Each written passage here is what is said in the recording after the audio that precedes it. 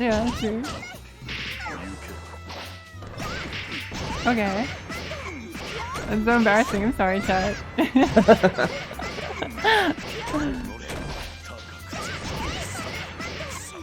Oh wait, that's not sorted. Sorry about that. We're fixed, right? Yeah, should be. Is that all good? Hopefully. Chat, can you hear me?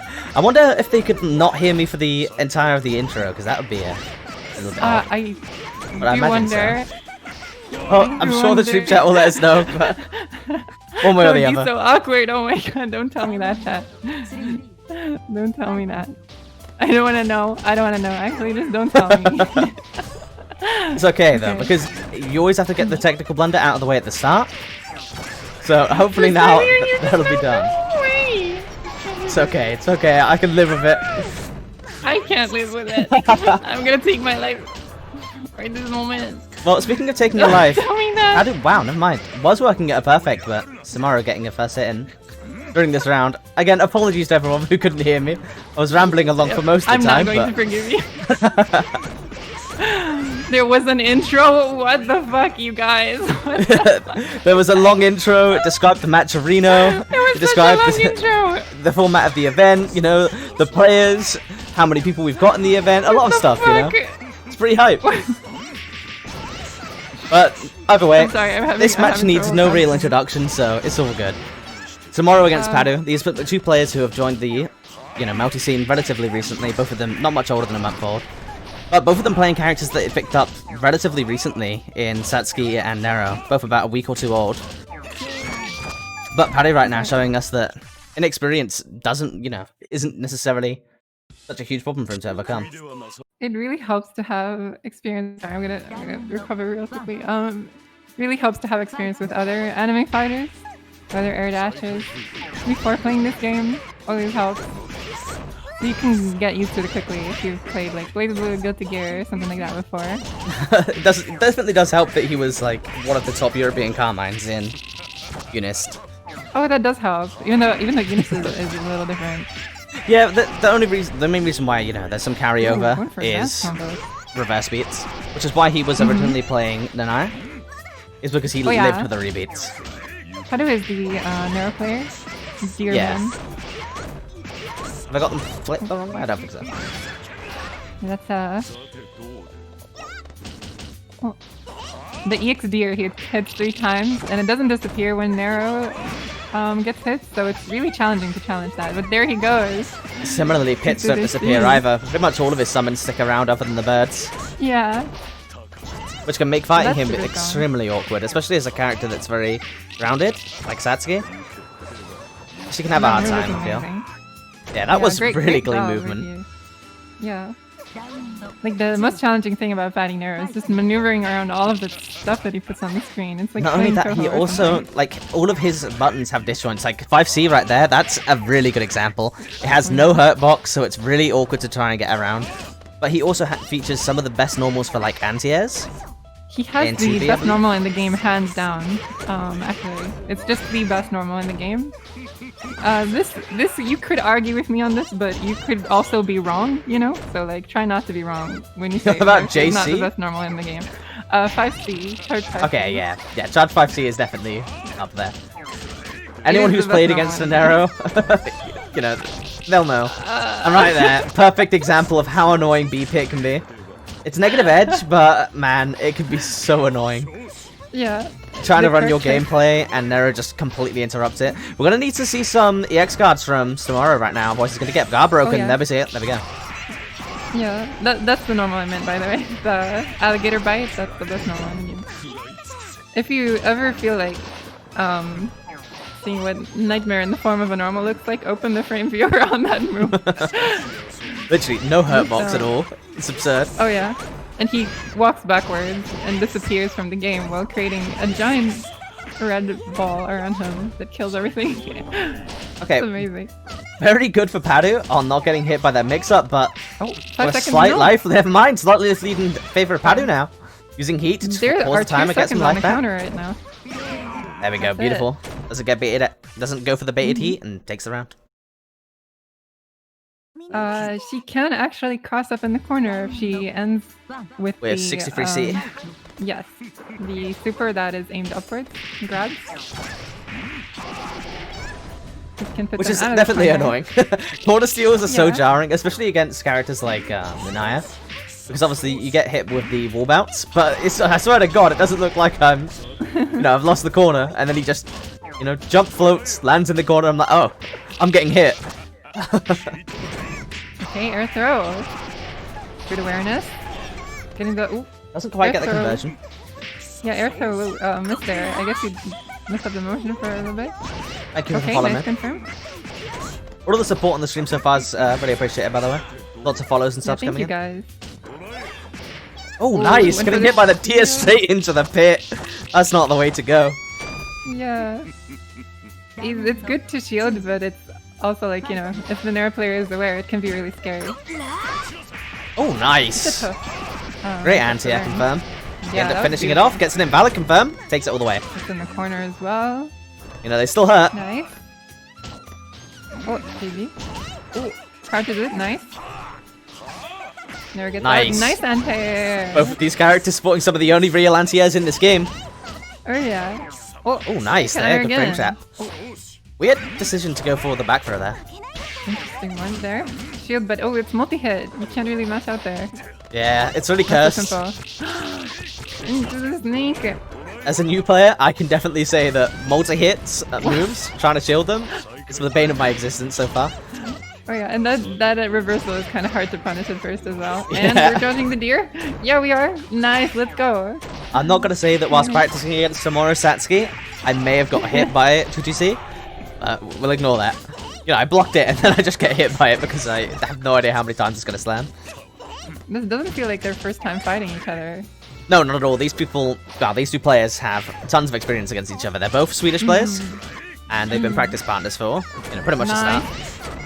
Oh no, that combo was the kill. Nice, good heat. This is a really bad situation for Satsuki here. Samura manages to get in, but yeah, there you go. You gotta watch the deer. Had him moving forwards. That was a rough way to go, dropping the combo, but still really, really clean.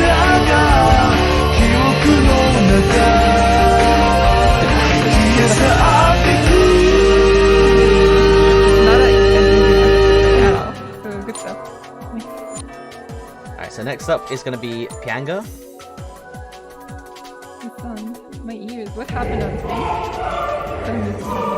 What happened? Oh, right, okay. I think because I changed scene, the music might have been loud at the start. Oh, okay. Gonna change something else. Lower the music a bit. For some reason it's reset itself.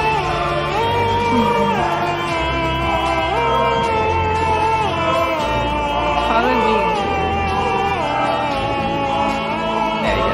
Sorry about that. For some reason it just turned itself back on.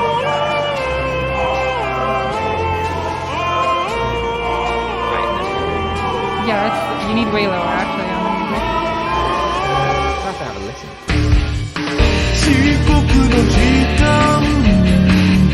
Oh, there we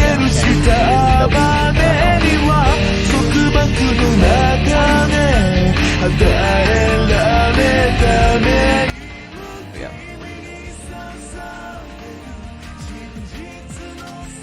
Why have I got two of them running? Okay, I think that fixed it. What do you think, chat? Yeah, you've got two musics running in the stream. Yeah. What's going on? Well, I'm just going to turn one of them off and hope that that'll fix it. For some reason, one of the scenes has duplicated itself. So, there we go. That should fix that. Oh, that fixed it. That fixed it. Oh, my ears. Ooh. Okay, I know I said I would terrorize your ears, chat, but that's not what I meant. Well, with any luck, that'll be completely fixed now. Yes. I still can't believe you didn't. Can you do the intro again? Can you? Yeah, do the intro okay. again? I'll run the intro Okay, again. thank you. We'll start. Can We'll you start fresh. pretend it never happened before? That only I was heard, because that's so embarrassing. When running with Melty Blood, for some reason, I'm very prone to technical issues. We're going to just assume that, like last time, I get the technical issues out of the way nice and early on. So, if there's anything else going wrong, now's the time to tell me. Alright, okay. Go ahead with the intro, I think. So, welcome to Hearts of Blazing. This is the first week of Season 1. This is the first official tournament that we're running for Melty Blood.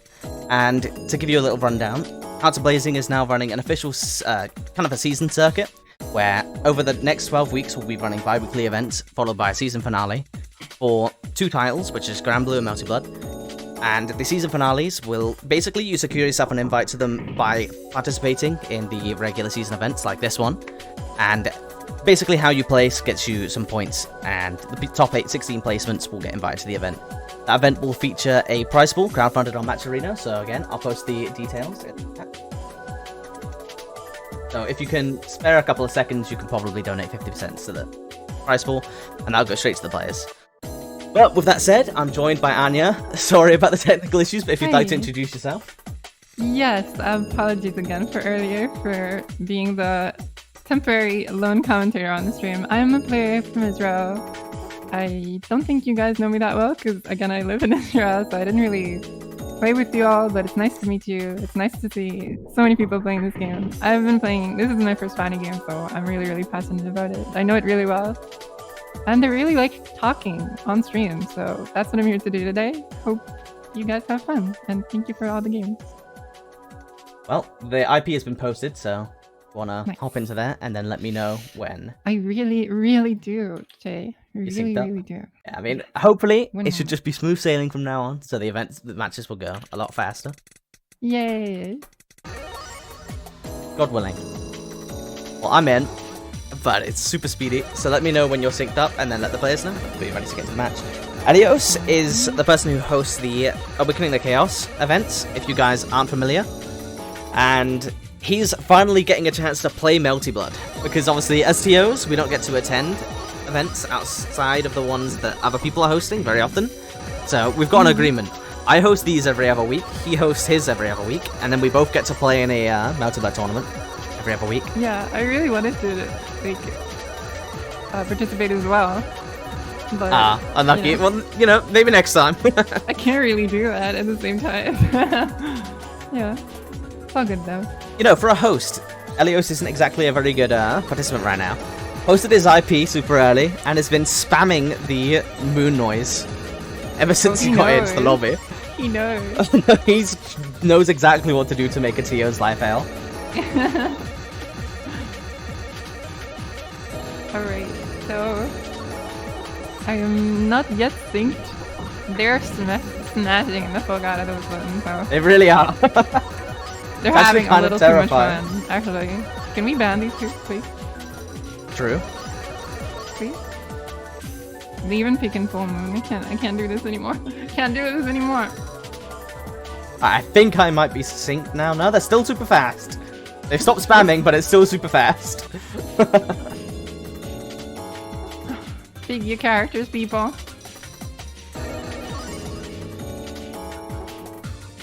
Okay. Yeah, Kahoku is still cleaning up the stage. Really, really efficiently.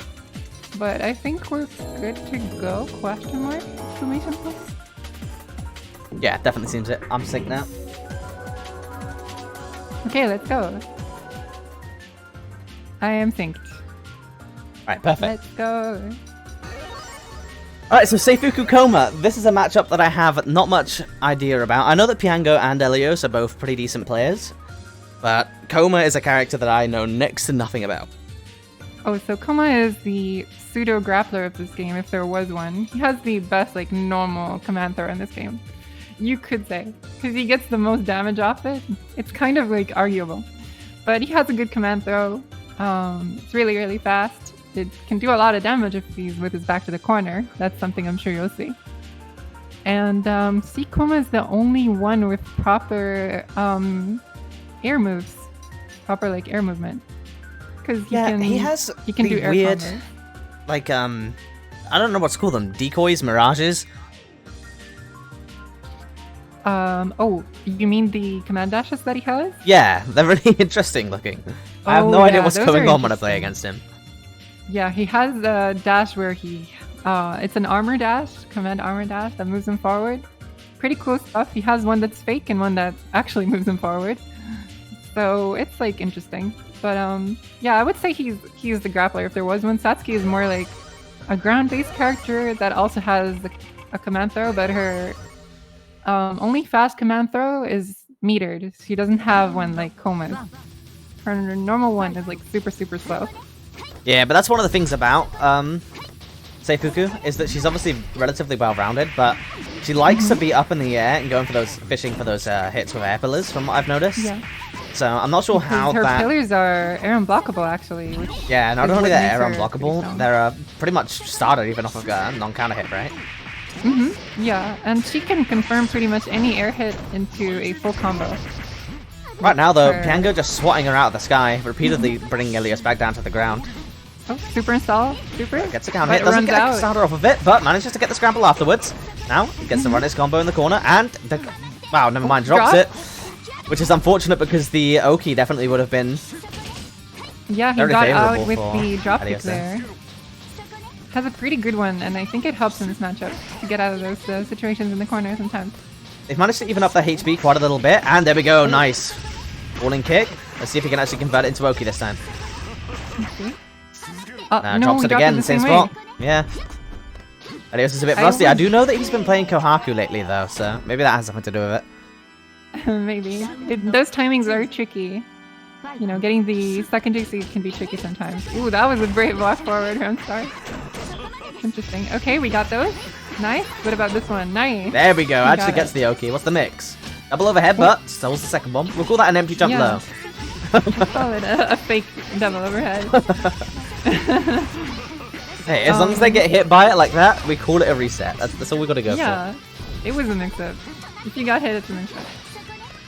So, I would almost say the stage is kind of favors Agiha because it's kind of hard to see. Yeah, I'm pretty sure that this is technically tournament banned, and I'm 100% sure that Ilios knows that. But whatever. The random pick, so you know. Yeah, exactly. Can't really penalize it. Yeah, we'll blame the Melty devs for not having the best idea. I'm used to seeing Piango spend EX after the command throw for a lot of damage. Oh yeah. But it doesn't look like he wanted to do it this time and swings that round completely on its head. That was beautiful. Really good pressure.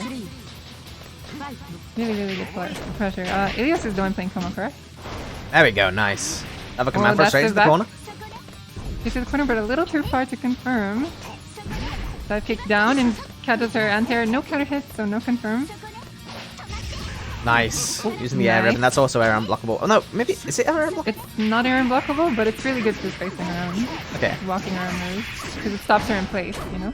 I swear there was one type of ribbon from one of the Eki has, which was air unblockable. There are 3, so it's kind of hard to keep track of time. Especially for a newer player like myself, you know? There's technically 9 different Akihas, but at least one of them has red hair, you know? That makes it a bit easier to keep track of. Yeah. Nice. Let's get the full conversion, all the mix up, and... Whoa! Never mind. I couldn't even see what was going on beneath the Coma Fire. Yeah, this is a very visual mix up. Okay. Oh, nice. Catches them in Kinda the hit, no confirm. A little too high. The ribbons are really doing work right now, though, and there you go. Anti-air, no confirm again. Almost costing him. Nice, there we go. Much easier starter. That JA counter hit could have been the game, so pretty spooky stuff. You can pick that stuff up really well. Alright, so jumping in, getting right into the next round with a jumping counter hit. Ilios. This time getting the full confirm into the Oki. What's the mix up? One overhead into just regular pressure. Nah, it ends up working out on a bad shield. That's the shield bunker right there. Not really working out for him there.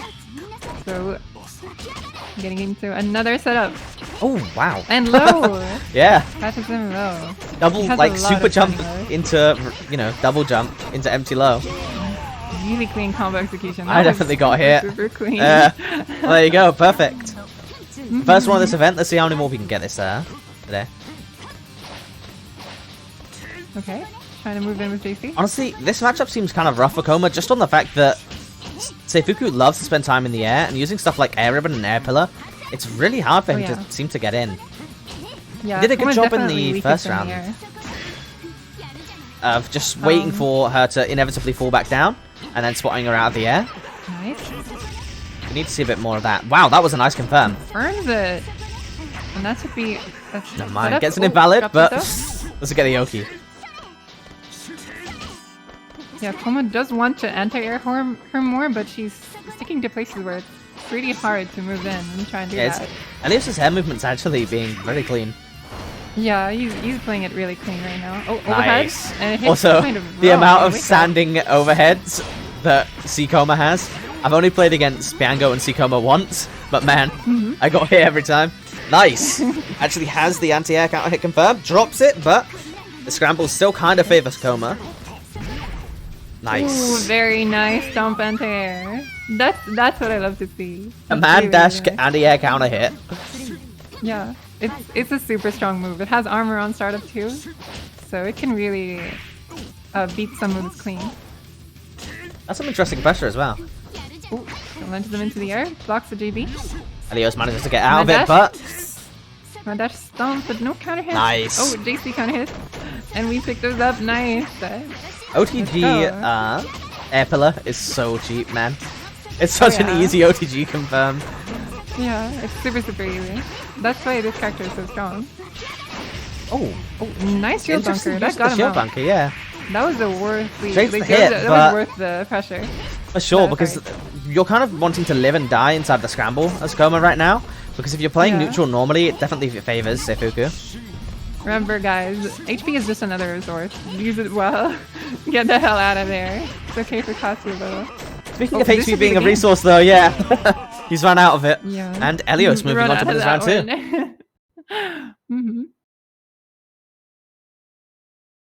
Nice. So 2-0 to Elios, correct? Yeah. Just for the future, could you make sure that the attendees know when we're both synced up? Oh yeah. Those who didn't know, so that was why I took a little. Yeah, no problem. It was actually right on time for me. Where's the next one? Who is the next one? We're going to be going into what is round 3, and I'm just going to select the match now. Unfortunately, a couple of the people have already played their round. I'll them off real quick now. So I'm like a true Potemkin player. I'm actually a Baiken player, but that's true for me as well.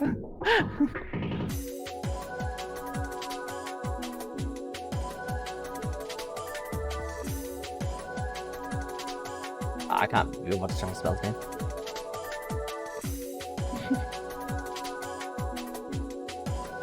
Yeah, that was a little too much red for the local Monday.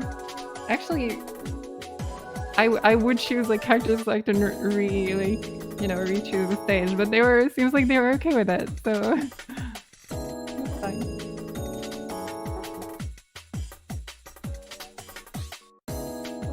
Alright, there we go. Got the match started. Which is going to be Aika against Tumbleweed. See, I hate women in chat. Yeah, same, bro. Something like that. I mean, you know, it's the internet, so what can we do? I mean, you're probably joking. So.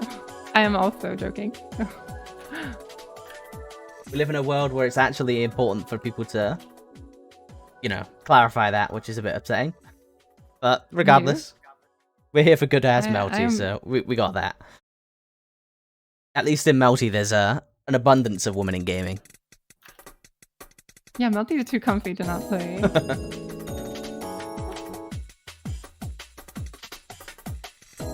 Yeah, I usually joke about that stuff all the time. I don't really need to clarify.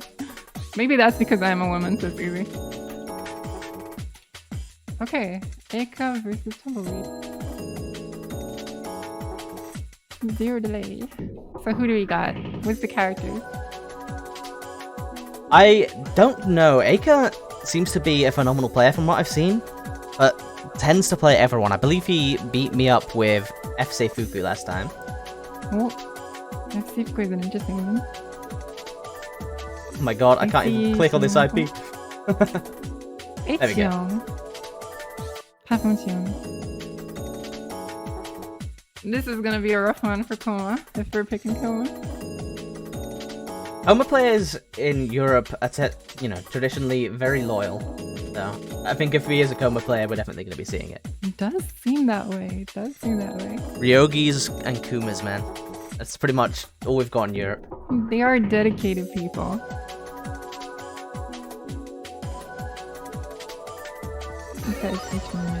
I'm definitely a Crescent Moon player. I don't know about you guys, but it's really hard for me to play any game, any moon except Crescent. Definitely not full. I need my reverse speed. I need all my things. See, whilst I would agree, F-powered CL is my main, and I'm used to games where reverse beats aren't a thing, so I had to then go out of my way to play CCL to try and learn about reverse beat pressure and stuff like that. But now CCL, I've kind of... I'm not gonna lie, everyone's gonna be disappointed, but I'm kind of liking CCL a lot. The pressure's so much fun. Powered? Nah, CCL instead of powered CL. Powered CL is so cool as well, though. The breakdancing and whatnot. That combos look sick. Oh yeah.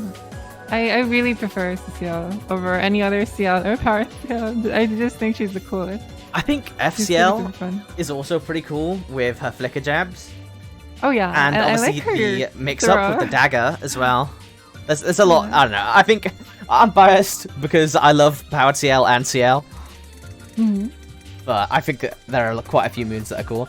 Like H powered CL with her vertical lightning is also very cool. I'm synced, by the way. Oh yeah, I'm synced. I forgot to let the players know. Am I supposed to type in chat? Yeah, if you just let them know with a mention. Okay. There we go. Let's go! And now, the technical issues are out of the way, the matches are running well. We're on to the actual tournament, not the what is round one mess that always happens.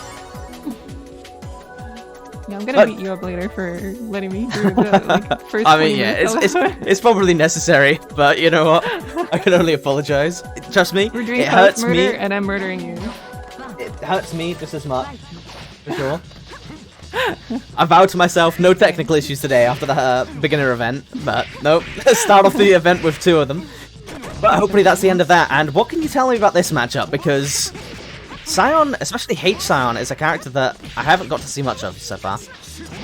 Sion, I think, has really good control with her bullets here neutral. That kind of goes for most matchups, but versus Koma especially, since he can't really hit her from the other side of the screen without taking a risk. So that's interesting interaction right there. He wins that. Looking like a bit of a Koma round there, but that was I will say that the ricochet for Sion is really cool. Not to mention JC. JC is also incredibly cool. It's really, really cool. And Ellen, there you go, getting the mix up. Yeah, that goes for any character, because he can do that. We're going for another one, but he jumps it, gets out. Okay. Sion is hella cool. He's in heat. And what ooh, mind.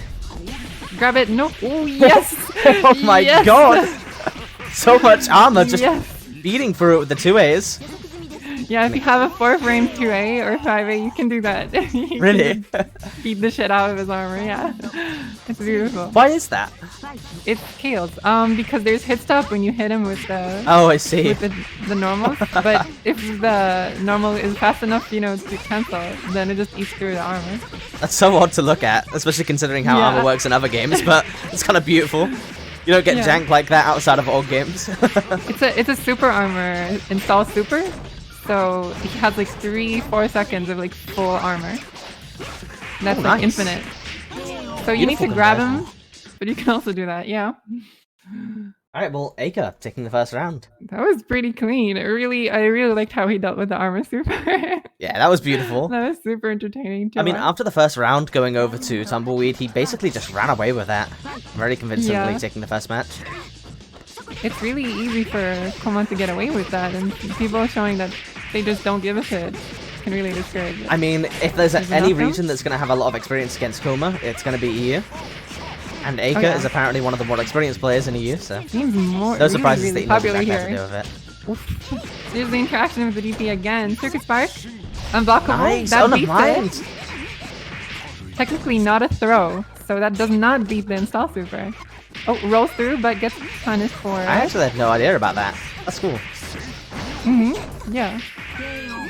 Anything that counts like a throw can beat this install super. It's got really weird interactions with a lot of things.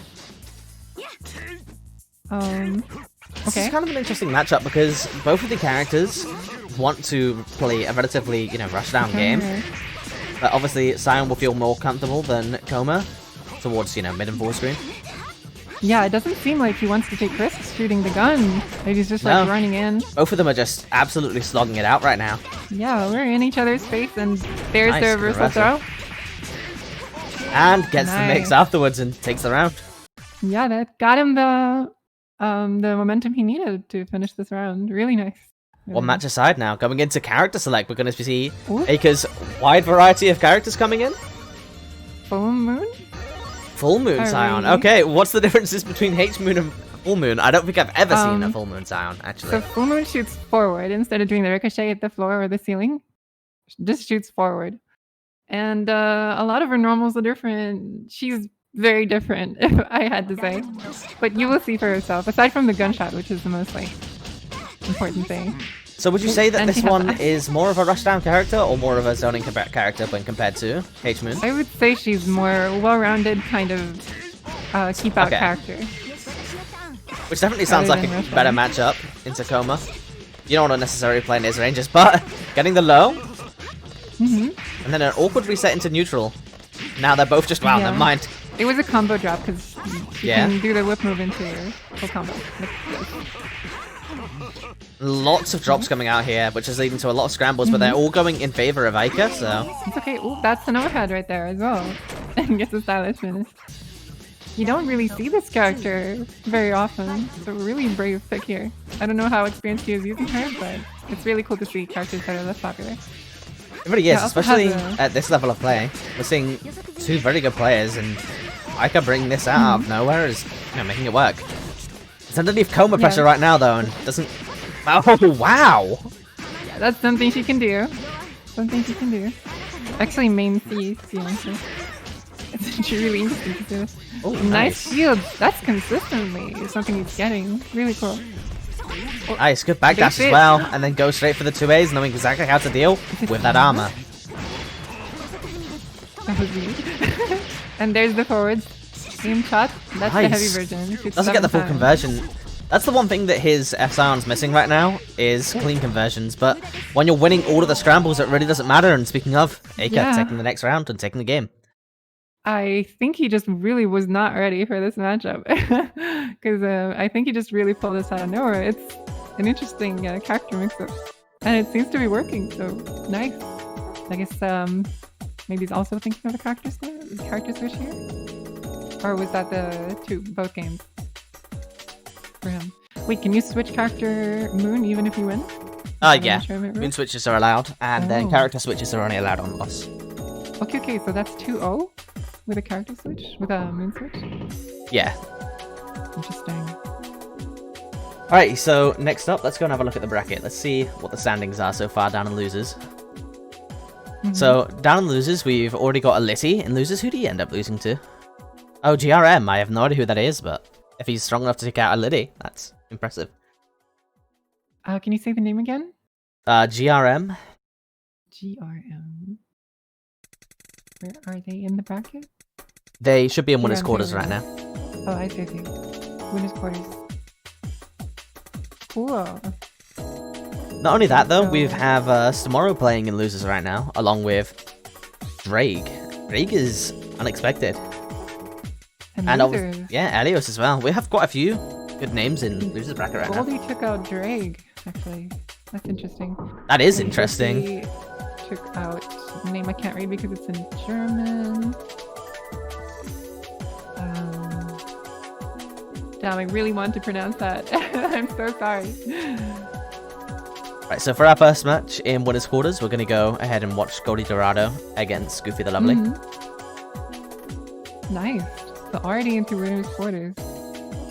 Yeah, which we're gonna stream 2 of them. Which is gonna be Goldie Dorado versus who's the other one? Goofy. Goofy. And then you have GRM and Frank. Are we gonna stream those 2? I believe we'll go down to the other side of the bracket and watch Nice against Padu. Oh, okay. We've seen Padu or no, not yet? Yeah, we've seen Padu once. But I have no doubt that we're going to be seeing more of GRM and Frank Battle going into the rest of the tournament. Okay. And then after that, we'll go on to winners semis. Really rough losers bracket we have right now. It's looking really... Yeah, it's not free. Oh, absolutely not. There's a lot of really good players here today. Nice. That's rough. We're losing on a lot of really strong players and losers. Actually, no way. Now, Goldie Dorado is one of the few players that I've actually had a pleasure of playing against. I believe in the tournament that you were commentating for BBEU Open. And I, frankly, cheesed him. Got very lucky and cheesed him out with my CCL. Oh, 1 moment. Yeah, they're not what currently... do you mean cheesed him? Well, if I'm honest, I don't think that on a regular day I would have beaten him, but I happened to beat him, and well, I mean, you know, it was a bit of an upset. Are also a thing. So yeah, but I completely know that because in the first ATC tournament that I attended and got whacked on stream for 2 games in a row, I was physically shaking. So, oh my god, tournament and stream nerves definitely do exist, but I've never experienced them to the extent that I have with Melty. I don't know why, but when I played Melty online tournaments, I actually was shaking a bit. And then I believe in the BBEU Open tournament, that was when I got over the nerves in a match against Frank Bottle, going into the Goldie Dorado one. So, I don't know, maybe I got powered up by my lost tournament nerves. It's rough. Like, I have not participated in many Netside tournaments, like, or any tournaments at all, like, in the in a very long time. But every time I do, it's like, I can't really do it. I can be on stream, I can commentate, I can talk to people. For some reason, playing on stream, I feel it's so watched. It's so rough. I can definitely, you know, we can all empathize, basically. If any of you are struggling with tournament nerves, we get it.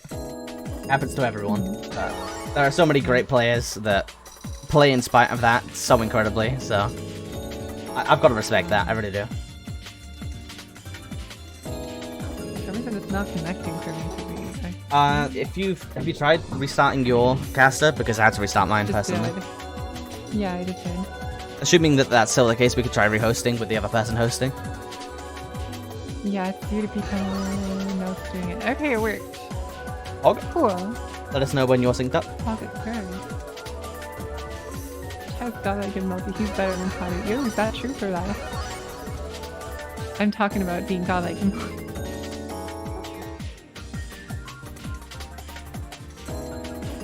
Hi? Yeah, what's up? Oh, sorry. Sorry about that. I was just responding to a message and then I got lost in my own thought.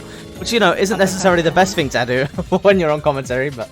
It's good, I was just thinking about what my plans were after the tournament, because I knew that I was supposed to be doing something, but I have no idea what it is. Oh, I know that feeling. Yo, do we have maids? Yeah, Goldie Dorado is a maids player. Really? Yeah, he started off with maids, and then we were talking a bit before our match started about the fact that I was playing my day 2 CCL in the BBEU Open tournament, and he said, I'll hit you up with my day 2 HCL. So after I beat his maids once, he switched over to HCL. Whoa. From my knowledge, Goldie Dorado is a maids player, and I'm synced up if you ask, so. I'm almost there. Oh, no, he switched to maids again. Okay. We're gonna have another Seifuku, though. I wonder how this time it's F Seifuku. This is Full Moon. This is, I think, my favorite one. She is really interesting. She has Carmine Wheel. That's all I know about her, really. Yeah, it's like more balanced. It's slower. But yeah, she has Carmine Wheel. And she has these quakes, which are also very interesting. I think I'm synced, so they're good to go. Alright, so then let's see what the stage they pick. This time, making sure to not pick a illegal stage, I'm hoping. You know, I'm seeing them scroll through it. You know, I'm just wondering, are they looking for a banned stage or are they looking away from a banned stage? That was the real question for that one. Now, I will ping you guys, Goofy. No problem. Yeah, with double maids, this character's really interesting because she basically just plays Kohaku, but then has assists from Kohaku. Especially the chair. Yeah, Hisui, pardon. It's really jarring as well for someone like me trying to keep track of, you know, which one's actually the playable character. Yeah. That's, you need to watch out for the high five. Yeah. And it's actually really, a really strong mix-up, so... Oh, can you do, like, left-rights with it? You can, absolutely. You can sandwich and then create left-right situations. And That's it's dirty. Really hard to block. It's very advanced, though, so the question is whether our main player is capable of doing that. It will make, you know, the Seifuku player's life much harder. I mean, regardless of that, at this point, he took that round incredibly convincingly. Oh yeah, he's looking very confident. So far, that is very close on block and overhead. I will say, though, that not a lot of people have matchup experience against F. Seifuku. I know for a fact that when I played against Eika last time, I got absolutely bodied just trying my absolute hardest to find an answer to the wheel. But similarly, if you don't have experience against maids, you're going to get hit by Hisui chair assists every time. You got to respect it. Yeah, the chair has like an armor hit, so it can cover for Hisui if he's standing on it, which is really hard to deal with. Okay, and there's the wheel again, respecting the wheel. Getting hit by the low. Full combo. Nice. Okay, catches him jumping. To way too high above. Trade. Okay. Oh, Mike pulled the assist, but she goes to sleep, leaves her out to dry, and that's the end of the round. If you call it assist during 0 hearts, she just passes out and wakes up with 3. So. And what are the ways to generate hearts? Yeah, that's one way. That's one way. Oh, a little too high there. Nice. And a counter hit. No conversion though. Oh, that catches him. Wow, like dropping the conversion again, but wow, my third drop in the past like 10 seconds. Regardless, winning every single scramble after it, so still in favor, and there you go. Dropping a second perfect of the event. Through the maids, yeah. And that move is really strong if you don't shield it, but it's also pretty challenging to shield because of its multi-hit. Yeah, how many hits is it? It's like 4. Like about 5? 4? Yeah, who knows at this point? We're watching it, we don't know. As many as, you know, you decide. That's very plus. It looks like you caught him mashing there. Nice, because another little stealth move. Okay, nice. It's not the best Oki, but it's definitely getting the job done. Getting back thrown into the corner though, now you have to hold the actual Kohaku Oki, as I say that, just jumps out. Yeah. Setup wasn't real. Really interesting options. You need to learn how to deal with those. Yeah, for sure. I got ridiculously torn apart by Eika when he was playing her. Just because I wasn't respecting anything. Because I didn't have the matchup experience. Specifically that. With F. Seifuku. I was just trying basically everything I could to not respect the wheel. To see what my options were. Turns out the option is respect the wheel or die. Respect the wheel or die, absolutely. She's really like just solid all around. Really, you just need to respect her options. Look at how cool the strings are as well. Yeah, she definitely has a use for meter. You can't disrespect it so easily. At the same time, she's disrespecting maids really well right here, so...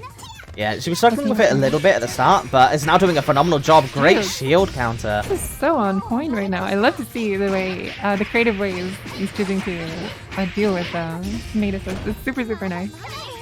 Okay. Dorado was looking really solid at the start of this match, but Goofy is taking complete control. Absolutely. Nice. It's a long hill to climb now. This is definitely oh no. So he falls and then Kohaku, and that's the match. No, he covered all of the assist options super well. That was really like, it felt like these two have played each other before. Pretty certain they have, because that was super convincing, and it seemed like super experienced with the matchup. Really nice stuff from Goofy. Congrats. GG's. So what's our next match? Nice and Padu, which is a match that I've seen a few times, and I know that they've practiced against each other quite a bit, but this is one of the people that is actually an adversary for Padu.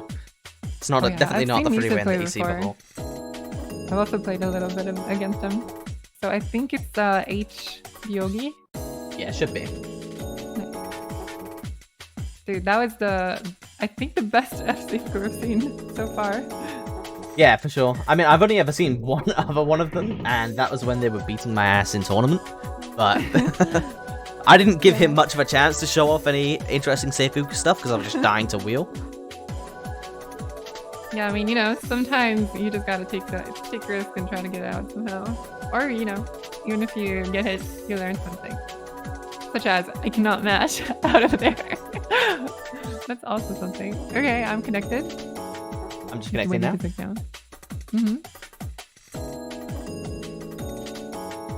But looking at the bracket right now, honestly, it'd be kind of hard to call when it's finals at this point. Absolutely. It's really, really stacked. The way I'm looking right now. I'm curious about who GRM is, though. I've never seen them play before. And with them taking out a player like Melty, I am very curious about who he is. Are we going to watch them after this one? Yeah, should do. In winner semis against Goofy. Wow, assuming that they win. It could be Frank Bottle, because Frank Bottle is another amazing player playing Hime. He has been responsible for knocking me out of the 2 of the past tournaments that I've entered into. But are you ready right now? Just to let the players know. I'm just restarting my caster. Not connecting for me. I might have to get them to host underneath Pado instead. Okay. All good, I'm connecting now, so I'll just have to wait to get synced up. I'm just telling them to wait for you. Sure. But other than that, I will say that against Frank Bottle last time, I took it very close towards last match. Well, you know, last round. But I've never played against any other Himes other than the 2 matches against him inside of tournament. So that is definitely a matchup that I want to get experience in, because she's very unorthodox.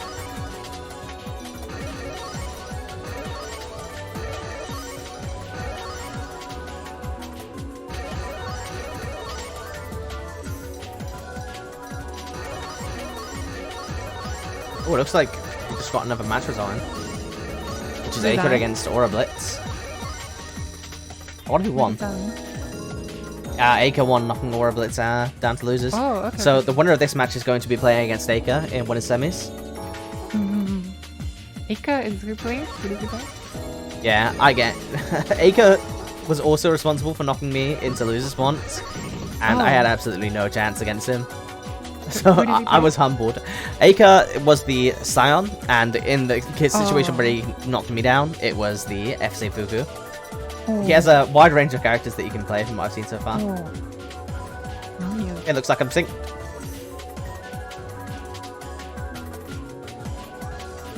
Yeah, so the winner of this match is going to be joining Aker and Goofy in top 8.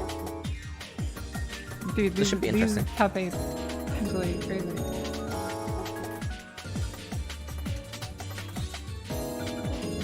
Both of them are still hovering Nekos right now, so let's get this changed up. Yeah. I have no doubt that we're more than likely going to see Nero, but I would expect the switch to Naya if he starts losing. Telling them to go? Nice. We are ready. It's a bi-weekly or a weekly? This is a bi-weekly event, and when I say bi-weekly, I mean every other week as opposed to twice a week.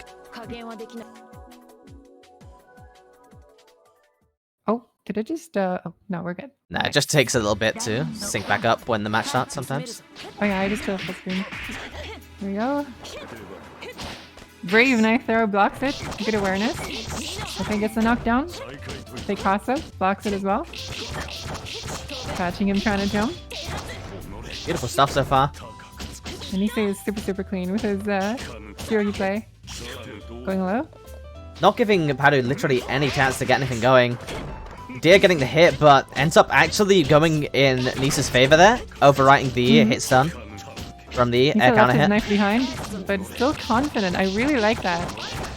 Using the hate shield, get the auto shield counter, but now we're back to mid screen. Has the knife and instantly throws it. And there's the knife again. Oh no, this isn't looking great. Catches him low as well. I feel like this is going to be especially hard for Padu because as he's only picked up Nero recently, this definitely feels like a matchup where you'd actually have to have a neutral plan developed. And it's a player as well where you can't get away with you know, not having a neutral plan. Not very forgiving as a player. No, not at all. I mean, when I first started playing fighting games a year ago, before I even played fighting games, I knew Nice, and he was harassing me to play Melty Blood. And dude, I tried it, and he beat me the hell up with Ryogi.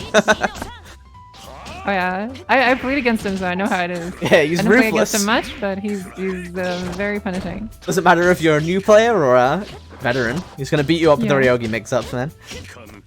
Yeah, it's something. He's a player you really need to study. Nice. Air shield. Nice. Getting the full combo here.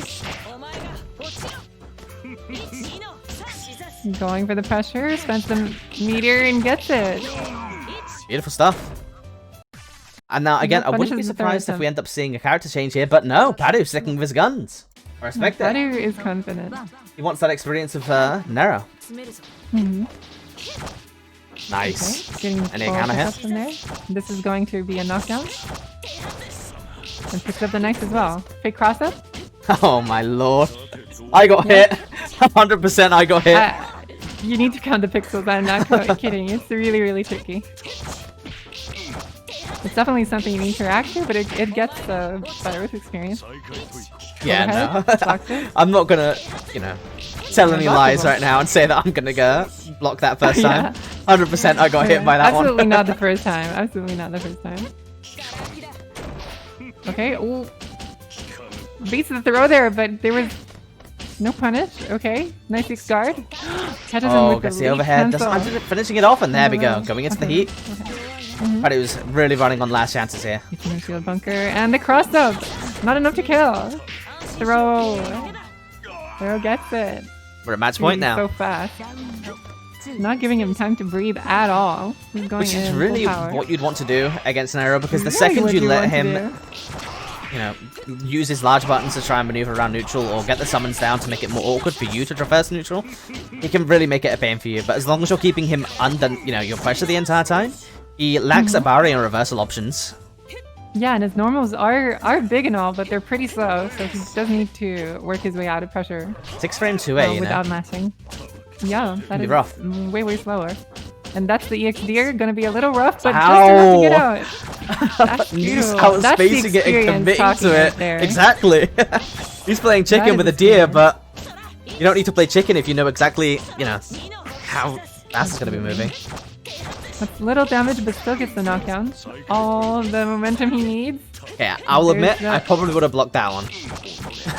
the shields from Neither are so strong right now. Yeah, hate shields are so gross. But, you know, you gotta make up for the other situations that you're lacking, but is that a cross-up? That is the fake cross-up. Yeah, right? It doesn't look like it would actually work as a cross-up protection, maybe, but regardless, gets the hit. The way cross-ups work in this game is, so long as the character is turned to a certain position, that's the position you have to block against. Alright, so all the winner semis is on stream, as it's top 8. But if we take a quick look at the bracket... really strong showing from each I mean, it always is. I expect him to hit top 3 pretty much every event that I see him so far. Yeah, no, like the Nero matchup is not a simple matchup to play. So that's exactly the kind of matchup you need to study, and the experience really shown there with the Rekka that was pushing him into the corner away from the deer, and he was just 100% confident that he's gonna have enough pushback to get away from the deer. It just made the match, like, for me, that was like, wow, he knows what he's doing kind of moment. Yeah, I mean, honestly, he's literally continuing his pressure with a deer right behind him. Yeah. I would have been, you know, out of there 100 hours earlier. I'd be like, nope. Alright, you've summoned DX deer. I'm just gonna let you do your thing now. Situation. But the second you do that, Nero starts to just snowball out of control, placing down pits and using negative edge birds. You really can't give him that much respect. You have to just run him down. But it takes a lot of experience to be able to successfully rush someone down like that. He didn't really give him time to summon, and even when he did, you saw that he dealt with it super well. So, nice stuff. That Rekka with the deer out, he says he was not ready. Unfortunately, the other winners quarters match hasn't played their game, so we're going to have to see Aker against Nice. In other words, sorry Nice, you're up again. Nice. And then the second match in winners top 8 is going to be Goofy up against the winner of... You're very brave with the monitor share, I have to say. Hey man, you know, I know exactly what's here. It's okay. Very brave. I can see where you're coming from. And especially when I was using the caster, you have CC caster, you have people's IPs sitting right there. It's definitely brave. Yeah. But you know what? So far, that's been the only thing that hasn't caused me problems, so I'll take it. Okay. I mean, that's good to hear. I just know from my own experience on stream, it's like really spooky. Alright, so Aker against Nice. I think this might actually be like a grand final caliber match. We have the IP now, so gotta go ahead and get in. Okay. Aker versus Nice.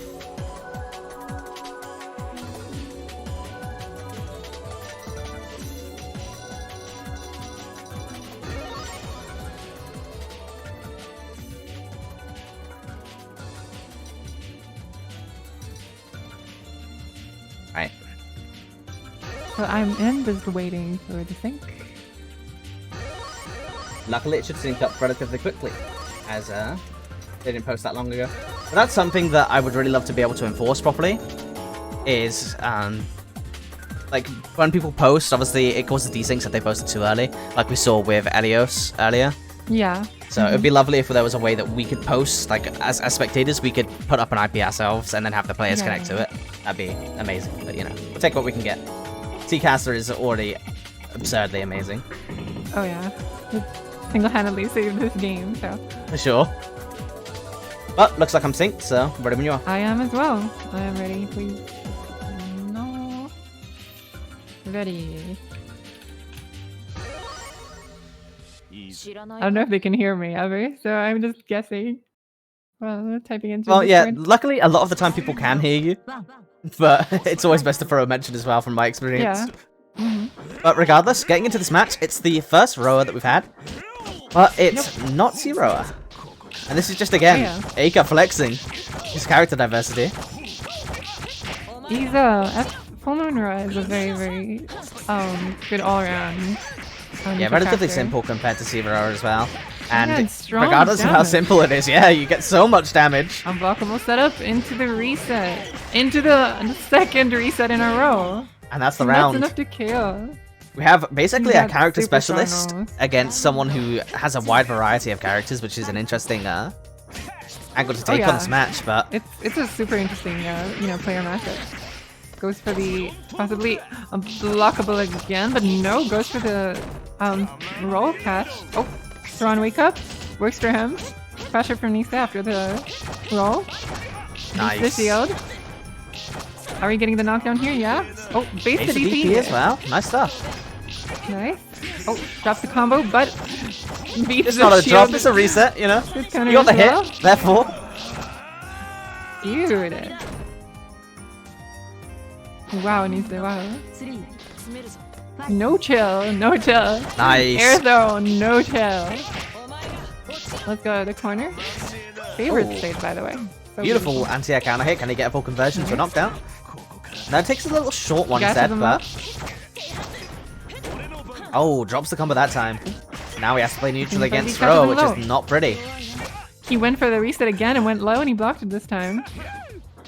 Good adaptation, but Nisa was ready. Nice counter on the dodge. On the dodge. Okay. Throw again. Cross up. Catches him low. Reset, tries to reset high, it doesn't work. Scramble going in Nisa's favor. Can he end it this time? It's looking like he might be able to. Nice. Yes. He's taking the first round. Match button. Super nice. Dude, that was close. That really was. Really that was too close to call. There. He got caught once by the air dash reset, which is super strong. Second time, third time, didn't work anymore. So that's some really good adaptation from Nisa there. There we go. Cross up, catches him counter. Oh, drops the combo. Yeah. Gets caught low. Reset again into the low. But Aker doing a great job of taking advantage of this. This is going to be a significant amount of damage. Air throw. Ooh. Oh, nice. Holding counter hit. Dodges the... Should be able to take him to the other side. Never mind, just going for the Oki mid-screen instead. Want to get that knife. Instantly getting a reward from it, though. Interesting lightning choice there, neutral. Goes back for the knife, gets it as well. Very careful here. Ooh. Very respectful, taking the plus range on the knife, picking it back up.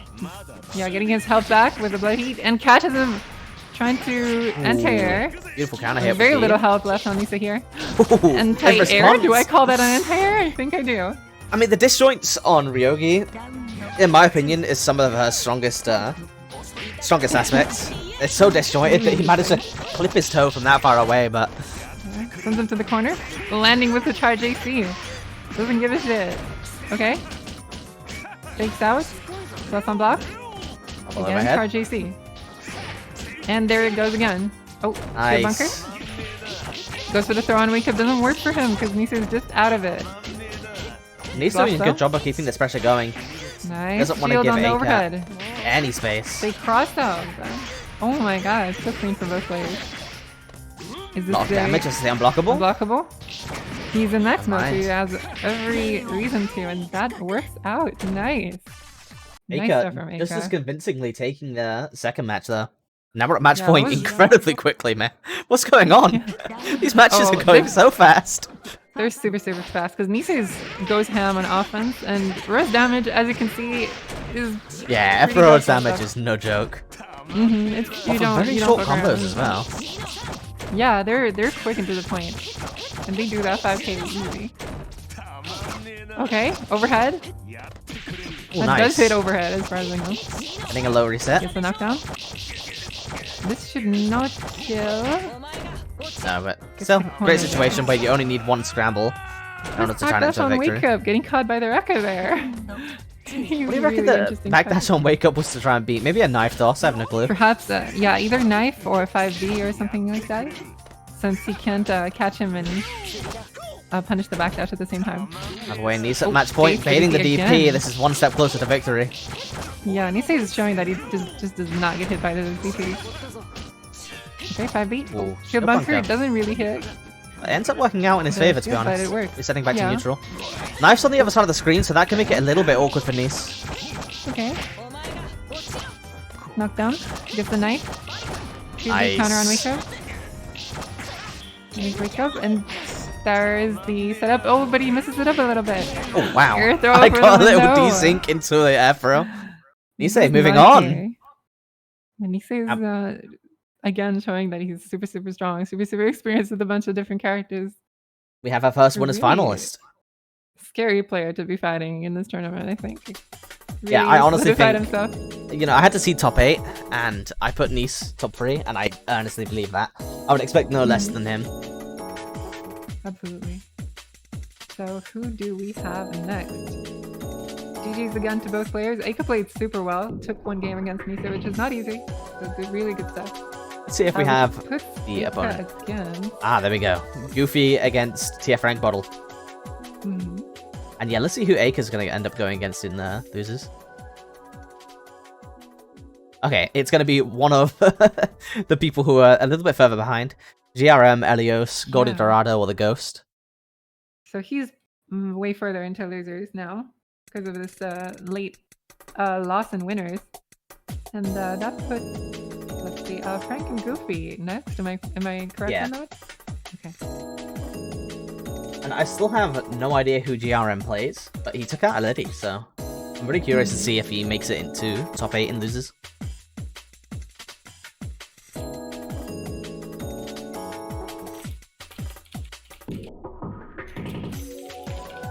Right, so this is basically the winner of this match is going to go up against Nisei in winners finals.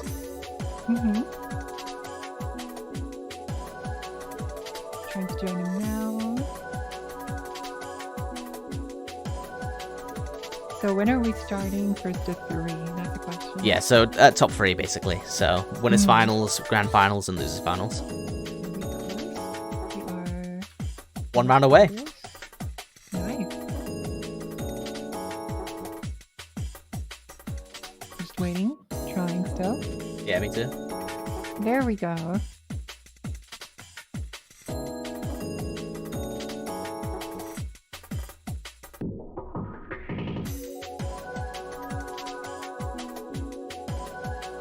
I mean, why not? There's nothing wrong with that. Unless you're about... I guess. I can see why that's a little bit... You are fearless. I already am. You are truly fearless. Yeah, that's true. It does show people's IPs. I'll bear that in mind. In the next one, I'm probably gonna move around because this is the typical format, and there's obviously never a problem with. You have 2 monitors? Yeah, of course. Oh, okay. That should be solving the issues then. Hey, no. Boom, sorted. It's moved over to the other monitor. Fearless. But specifically, I mean changing around the scenes. Yeah. I'm gonna have to restart my caster. It's not accepting this IP. But yeah, so the normal format, obviously. Real quickly? Yeah, sure, no worries. I really need Well, enjoy yourself, and hopefully I'll be connected by then if caster, plays along. But yeah, obviously it's never been an issue with any of the other games that we feature on Hearts of Blazing. The current format that I run with the stream setup, because the entire point of my stream setup is basically that I can change it about relatively freely. But obviously there is a problem with the typical layout for Melty Blood, which is IPs. So don't worry, I'll have that fixed for next time. I'll probably just have an image of the bracket.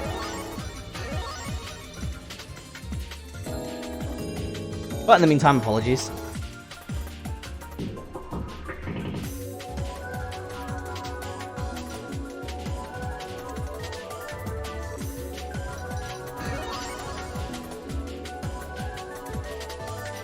Regardless, getting into this match, I'm curious as to if we're going to see FC Fuku again, or if we're going to see another character. Because obviously, there are quite a few people so far that I've encountered that are very wide character players. They play like a wide variety of characters. But then there are people like Frank Bottle where I've only seen them play just the one character. But yeah, I'll have that changed up for you next time, Silent Dolphin. It's a good suggestion, and I appreciate every suggestion that people give me. I'm very new to TOing in general, let alone TOing Melty events. I have returned. Welcome back. To keep you waiting. No worries, it's okay. I'm still syncing, so. Oh, really? Okay. I am just waiting. I'm ready now, so let the players know. This is Frank vs. Goofy, correct? Yeah, and it's going to be an interesting one because it looks like they are both sticking to their characters. So we're not going to be seeing a person like Aika, who has multiple different characters. But I have, well, no? Yeah, now I'm synced. Nice. I believe. But FC Fuku against Fhime, that's what really gets interesting about this match. Two characters that I don't get to see very much, but I can only imagine they'd interact with each other quite in favor of Hime. This is, yeah, so one has pillars and one has pillars. Wait, this is not the pillar feature. My mistake, my mistake. No, but obviously she wants to get her Oki going with the wheel. But I feel like Fhime's shield counter and shield bunker could actually be kind of problematic for that. It reaches so far out of the way that a good shield could maybe potentially mess up. And that's the overhead from the float. Okay. Pressure and catches him 2C. Frank Bottle's doing a great job of keeping it going so far. Yeah. The mix up here, but wow, never mind. Right at the angle where it's optimal. Oh, but catches him low, half screen away. That was such a quick Geyser is a very powerful move, to say the least. I swear to God that was like instant. The instant that he landed on the ground, it came out. Yeah. I would have sworn that it was still in the air, but regardless. It's air unblockable, it's low, it's got everything. It's just a little minus. Great combo starter. It's really disjointed. Makes you breakfast, makes you what's up, love? You may kick, goes to the AD. Classic stuff. He's gonna circuit break and give him his 100-meter back if he chooses to go for that. Oh, and I go for 20% meter. Want to solidify the setup more. Yep, just confirming the kill here because it's just what he needs. I don't mind dropping it. Needs, I say that, if you don't drop it. Now, I'd say that this is exactly what Goofy needs. A nice reset to try and get this match back. Obviously, not being a Sea-Moon, she's going to have a very hard time getting into heat to get that life back, so it was only a matter of time, really, until Frank Bottle got the touch. Yeah. Oh, yeah, that was definitely an uphill battle, but he showed that he could do it, so... Ooh! I was speaking earlier about him appearing to be, a specialist, but moving over to H-Arc. Interesting. I'm not sure how this matchup works, but... I'd imagine it's just, can Arcoid rush down Hime and win off of that touch? If not, Yeah. it'll be a relatively hard matchup. Okay. Obviously, it could be Great kind of interesting that Arcoid has, H Arcoid has teleports. I wonder how that interacts with this matchup. That could help subvert some of the huge disjoints from Hime. Mixed up, but he has. Oh, I see the Arcoid choice. He has a DP that's the 2-2 input, so he can... I believe that it's only C Arcoid that has the 2-2 DP. I believe that was just a regular DP. No. It's every one of them has the 2-2. Oh, really? Yes. Interesting. I didn't know that. As far as I am aware.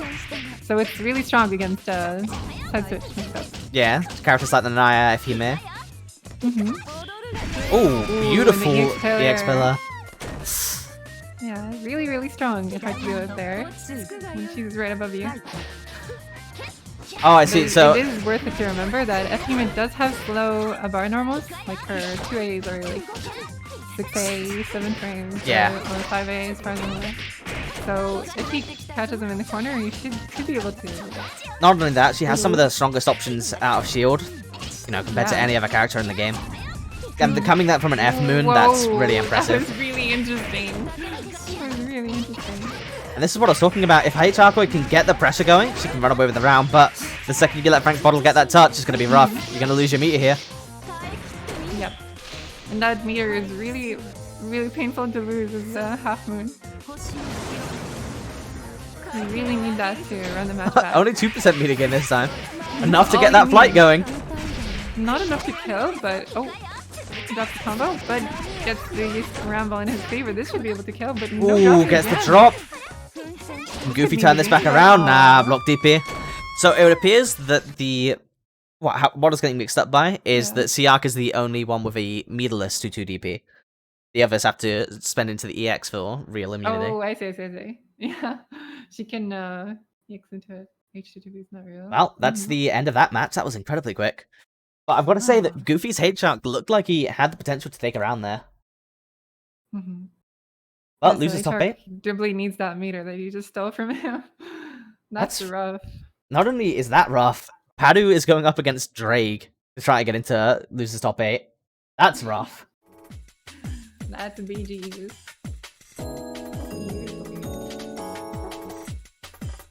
Well, now we're going to go over to losers top 8, which is going to be interesting because we've got the first match is going to be Elodie against one of Padu or Drake, followed by Goldie Dorado versus GRM, and I'm really curious, but that's one we're going to get into first, as to who it is that GRM plays. Yeah, so we're going to see that now, right? Yeah. So we have again, is Drake still in bracket? Drake is going against... Yeah, Drake against Padu right now. We don't know who wins that yet. I'm interested though. Yeah, so if Drake takes this leaves the 2 Ryogis, 1F, 1H in tournaments still. Do we still have Komas in bracket? I'm not sure. Maybe we'll see who DRM plays. Let's have a look. Yeah, I believe that's the only one that could possibly be left. I can't find him, so I'm just gonna... I'm just waiting for the IP.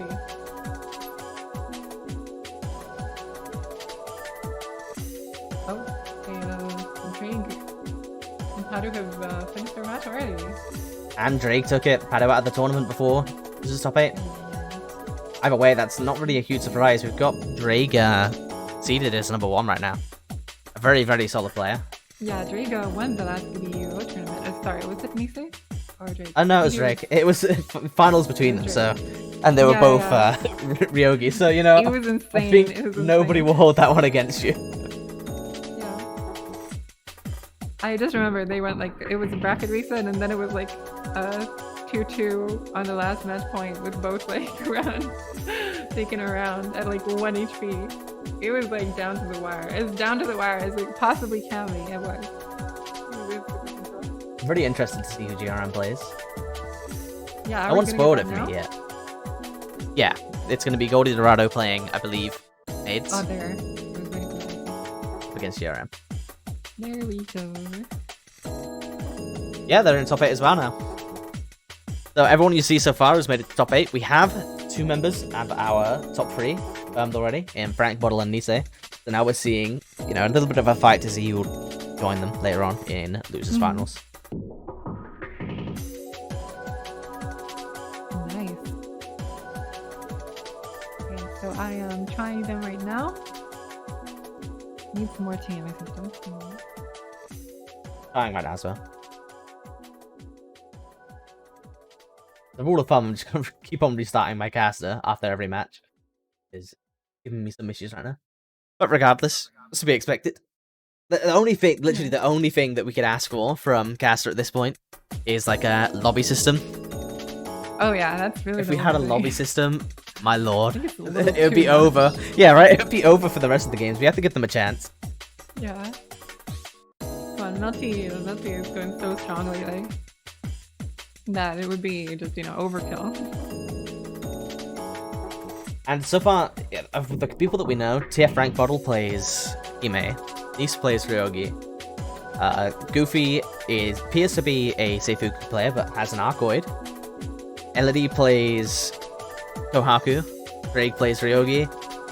Aika plays apparently everyone, so I don't know how to label that. Yeah, Goldie you'll find plays that a lot of maids. multiplayers do, especially the veterans.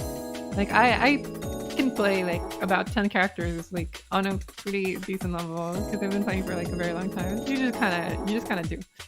They're simple enough to pick up. So character specialists and Melty, I would say, are pretty damn rare. They're not easy to find. So people like Nisei and Drake are a joy to watch, honestly, because everybody, you know, cheats on their main, so to speak. Yeah, for sure. Every so often. I mean, I'm learning Siaki Hano, just only playing her. No, none of that Shion for like a week. So. We have another IP now because the last one I was unable to connect to. Yeah. Right, it wasn't just me. Thank God. I'm not the cause of the technical issue. It wasn't this year. Trying it again. With any luck, we'll get into this one though, and everything will go well from here. Yeah. Can I fight him? I mean, that's the problem, right? There's a beautiful balance between the players posting the IP too soon, so the commentators have to wait to get synced, and the players posting the IP and the commentators connecting before they've even gotten in. Yeah. I'm connected now.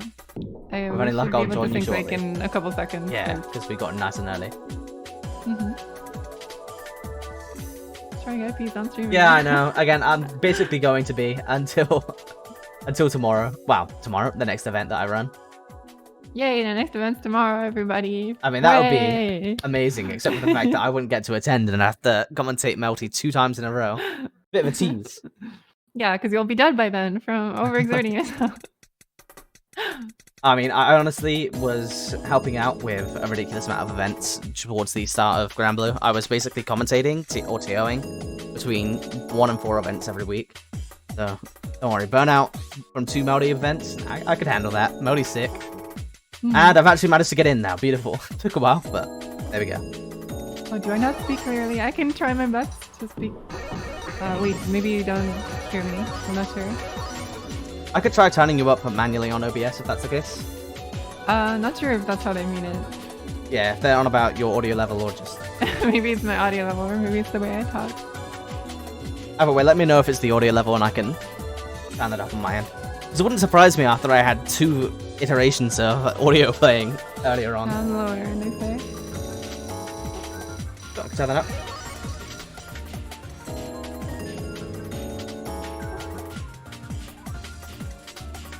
A little bit, just a tiny bit. I know you want more of me in your ears. Yeah, right? Can't hurt to have you up louder. I understand. Alright, well, that's not adjusted, so let me know if that helps out, guys. I'll do my best to... Honestly, I think it's probably... my Again, I think it's probably the issue of audio levels more than the way you're speaking, because from my end, I can definitely say that you've articulated yourself perfectly well. I try. I've spoken a lot of Japanese today, so it kind of just all comes together at some point. I mean, honestly, people that can speak multiple languages are something else to me. As I struggle just with the one language that I do speak. Volume will help, hopefully. And we've got Rora versus the assist fighter. So, the mystery character. The mystery person playing a mystery character, and it's Roa. I don't know if This is a very interesting matchup. She does on one hand have ways to deal with it. She doesn't have to respect him full screen. Yeah, as much as other characters do, Doesn't have for to sure. dash block as much as other characters. But there's Zoro walking straight in there. Oh, I can all of a sudden understand. Yeah, I all of a sudden realized why Elidie ended up losing as well. A good Zero can take anyone out of the bracket. I have fought against him. We went like 5-4 down to the wire on my stream. It was really fun. I want to fight him again. Honestly, I have zero matchup experience against Zero other than Padu playing his day 2 Zero. So, I'm not sure if I'm looking forward to playing against Zero players or if I'm fearing it considerably. I think probably the latter. I love Zero. I mean, yeah, watching I want to this fight right him now. again. I also play Zero a little bit, so. Man, that was brutal. Alright, that's probably the fastest match we've had so far. Going into the second one, let's see if he can take back some momentum. What's ATT? I'm sorry for being, what's the word? He wasn't seated, really? No, besides, he was a really last minute attendee, so he probably wouldn't have been seated I anyway. remember. I had him on my stream. I like, completely forgot who he is. Either way, Goldie has got a very big mission ahead of him right now. As it doesn't appear to... You know, he doesn't appear to have much comprehension of how to deal with Zero, and this is definitely a character where you cannot just play as if you're playing any other character. Zero very much plays his own game. He does seem to be aware that, you know, staying away in neutral is an option, which it is, but, you know, it's also not exactly winning against him.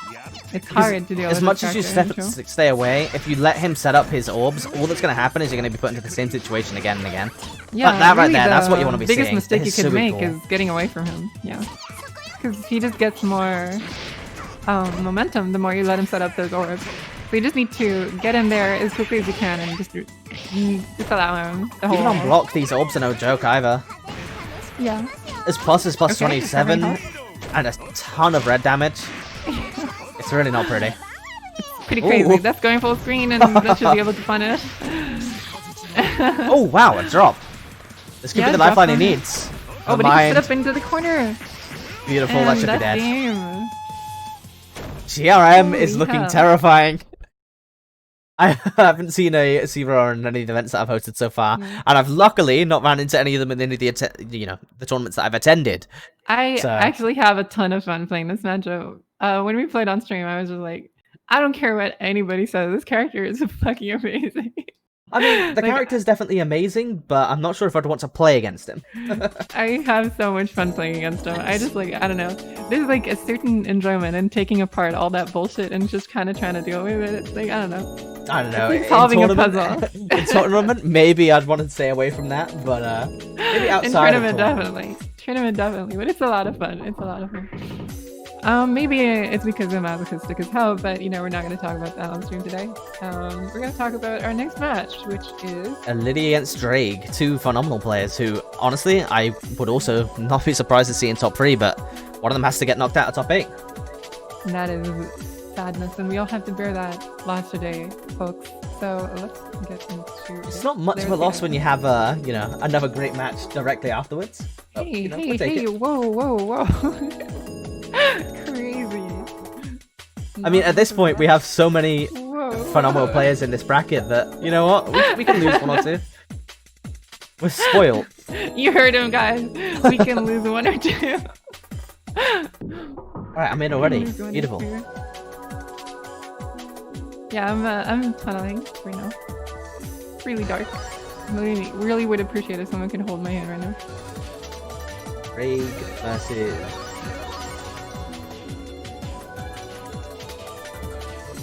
Alright, there we go. So, Kohaku against Ryogi is going to be an interesting matchup, because I feel like Kohaku is a phenomenal example of a character that just plays Melty incredibly well, whereas Ryogi kind of fights against the systems of Melty. That doesn't necessarily do too well. But it's interesting. I think Full Moon Ryogi is just a very straightforward neutral, neutral focused character. But Drake has shown that he can, you know, get the mix-up out of her when he wants to. So he really goes for some interesting cross-ups. You'll see them soon. Interesting fake cross-ups. Similar to the ones Nisei does, since the characters, of course, are pretty similar, considering they're just a different moon of the same. I mean, you've got to admit that when your character's best moon is half moon, there's usually something going on there. Oh yeah, I think full moon has the strongest neutral, with the normals being really optimal for 5B is a beautifully effective and satisfying anti-tier to use. All of her normals are super fun, but I think with half moon having it, it's like a pretty tight competition who has the stronger neutral. Sure. Especially with half moon being able to pick up the knife, midair and stuff like that, gives her some full screen threat as well. Regardless of all of that, though, we end up with the opponent being Kohaku, and there's no question between these two characters which one of them has the better neutral. Kohaku is dangerous. I mean, Kohaku JB, Kohaku 2C, and then obviously the second she gets a touch, Ryogi, especially full moon Ryogi, does not have the best offensive options to deal with Kohaku. So it would definitely be problematic to deal with that. Yeah. If I had to make it, we're gonna have to see. Yeah, for sure. I mean, if there's any player that can make up for the character differences, it's gonna be Drake. Yeah, I think the position where Ryogi is weakest is when she is above Kohaku, considering the JB is a much bigger threat than any of Ryogi's normals are vertically to her in here. So it's gonna be interesting to see how. Drake getting it started up nice and early, but corners himself. Still has the pressure going, gets a frame trap. Mistaking. Wow, Already all the way to the other corner. Yeah, and we're already beautiful getting stuff. the throw mix there. Catches him Winning jumping. Off of nearly pressure alone right now. Yeah, he's showing that he doesn't care about the knife being on the floor. He's going around without it. Honestly, doesn't care much about combos either, just making pressure do all the work for him. This is the kind of character she is, and it can work out very well. As long as the player is reading correctly, Oh, damn, nice. Warning JC. Counter into the corner pressure. And an absurd amount of damage into Oki. Let's go. Absolutely absurd. Beautiful setup. The poison. Into the knockdown. Oh, wait, mine. He drops the combo and then wins in the game. Nice as a result of it. No. That was unfortunate. Looked very poised to bring that back in 3 hits. Really unfortunate. So close. Ooh, beautiful. Ooh, beats the burst. No punish on it, but command throw. Wow! And gets the home run. Gets home run. That's the first home run that I've seen in person. Yeah. Oh, tries to get him back in the corner, but doesn't really work out. Combo's a little too heavy there. Honestly, if we got the side switch there, I would have ordered the fog. I don't see side switches all that often. But there you go. The round being over very quickly. Insane. Basically, Drake has to play these rounds perfectly because the second he slips up, he's going to eat 5k into Oki. Yeah. And the normals from Melty are very, very good at prizing Drake open. Yeah, going for the mix. It's very hard to not make a mistake. Good block. That's 2A. But not enough patience. Full screen corner carry. Too much patience. Ooh, drops the ender, so doesn't get the Oki. And then he's making a lot more mistakes than he should be right now, but making it work regardless. Yeah, ooh, really good confirm there. Beautiful. Absolutely beautiful. Dude, that was super, super clean. And there's something beautiful specifically about Kohaku. I feel like of all the top tiers, she plays Melty the most Melty. She really, her strength with having the 2A as strong as it is. Because she has, I think, one of the best 2As in the game, if not the best one. I think it's arguable between her huge thing and in this matchup. It's really, really cool. But it is There's absurd. nothing beautiful about Kohaku, bro. They have some disagreement in chat. Yeah, I mean, a lot of people will say Kohaku PGs the second they see Kohaku, but out here we respect Kohaku. Every ADHD person with a kid outfit, you know, they'd all deserve recognition. Yes. Hisui is the best waifu out of the two. I don't want to hear that, man. I've got PTSD from all the Hisui that I've played against. Okay, going for that mix. Black fit. Unblockable. Counter. Speedy in the chat with the Kohaku PGs, but let's see if we can actually make this Kohaku GGs. He's got a long way to come up this round, but with the pressure on his side right now. Nice. Beautiful punish coming out from Drake. Yeah, now let's see if he can make his pressure work. Mashing out after the EX Is that Guard, it? No, it that's isn't. super strong.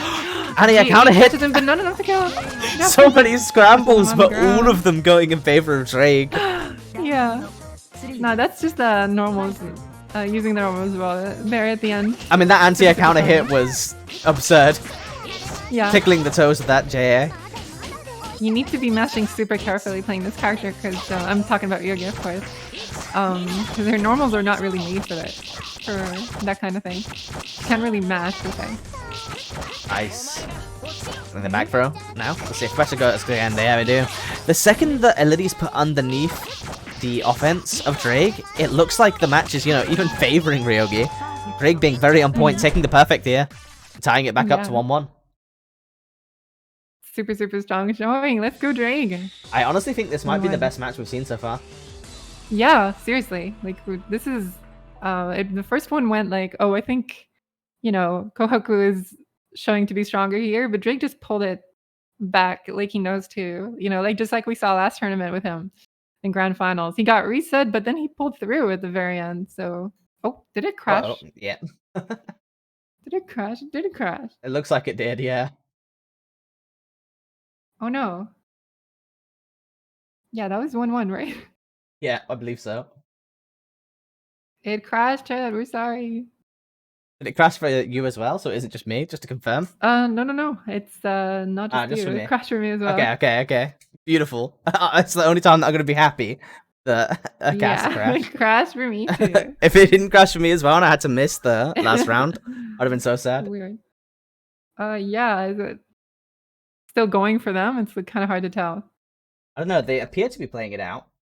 Oh no, we're missing out on it. Either way, if it did crash, there's nothing we can do about it. But the result of the match is going to be incredibly interesting.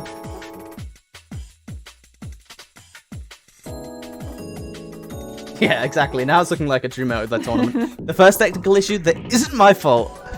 I'm kind of happy. Yugi just cut the Ethernet cable. Yeah, maybe. Maybe both of them did simultaneously, and that's why no one's responding.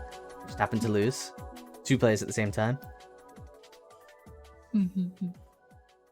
Regardless, we just assume that they're still going on with their match, at which point we're going to look at the losers quarterfinal matches. One of them is going to be Aker against CRM, and that match is also going to be in contention for the best match of the event, in my opinion. Those 2 players are both phenomenal. Yeah, it looks like they were still playing it.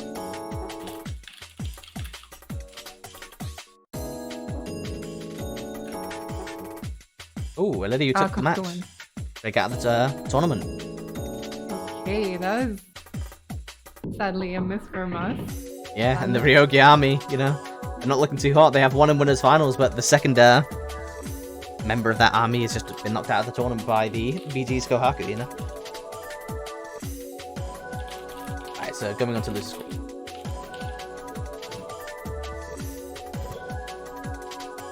Okay, mental support. Emotional support for Drake. Missing the Yugi. I feel you, Fuji. I didn't want to miss that either. Alright, so... First match is going to be JRM up against Aker, which should be incredibly interesting. And then the second match is going to be Elidy up against... Who was the other one? Goofy, actually. Oh yeah, Goofy. Your local HR/FC player. Alright, good stuff. So... Alright, here's the IP.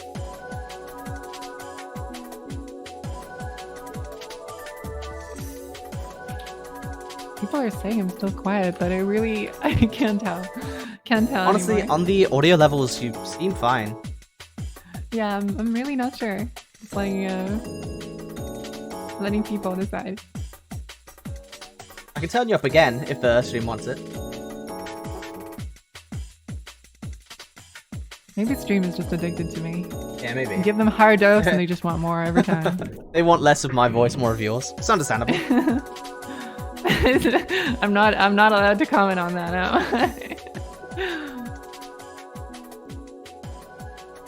So Yay, I'm synced already. I got the cursed not in game message just a second ago. So I have to wait until it syncs up, you know, connects again and then gets synced. But never mind, actually, that's pretty quick. Oh. Which IP? Which IP are you connecting to right now? The Acre one, right? Sorry, can you say again? Never mind, I've come in now. But just to confirm, we're both connected to the Acre GRM one, right? Yeah, I am seeing GRM right now. So I'm I have Roa on my screen. I'm gonna have to restart. I'm gonna restart my caster and assume that's the problem. Okay.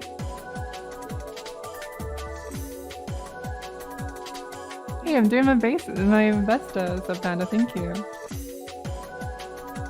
really is a good change of pace as well. You're doing a great job. Which is lovely because I don't, you know, as a online TO, I don't always necessarily get to have the most experienced commentators. So having someone who actually has an understanding of Melty Blood and can keep me on my toes is I've been playing Melty for 6 years. It's my first fighting game. It's the one I'm the most knowledgeable about. Basically a walking encyclopedia at this point. Not saying I'm the most experienced here, but I definitely have enough experience in the game to be talking about it here. Well, that's beautiful, because obviously I've only been playing for the past month, but I'm loving every moment I have with this game, so I decided to run support for it. Alright, so I'm in now. Let's hopefully see me getting synced up. Melty is a good game. It's the game that got me into fighting games, so I'm really, really grateful for Melty. Hisui. Acre, again, just flexing that in every single match he can bring out a new character. Which is definitely something I don't see very often, let alone Hisui. What does this character even do? She has a little bit of F, a little bit of C, as they tend to do. She has the interesting 63B anti-air where she puts up a ladder that goes really, really, really high into the air. Oh yeah, I've seen that. It's pretty interesting stuff. I just wanted to thank chat for being, you know, good. So, thank you guys for showing that, you know, FTC, we can be good to each other. Yeah, with all of the recent drama that's been happening, yeah, it's nice really great to have some positivity and some good Melty. Both of these things are appreciated. That's really important. Good Melty is really important. So yeah, thank you guys for real. And if you want to share some of that positivity, go ahead, look at the match arena, and use the code HABS1MB to drop us 50 cents to the prize pool for free. That will be going straight to the players if you know, you end up getting an invite. And at the moment, it's looking like we've got our top 8, so all of the people who are in top 8 at the moment are guaranteed points towards the, you know, placement invitations for the season finale. So good start for the 8 players that we're seeing in top 8 right now. And we're synced up now, so...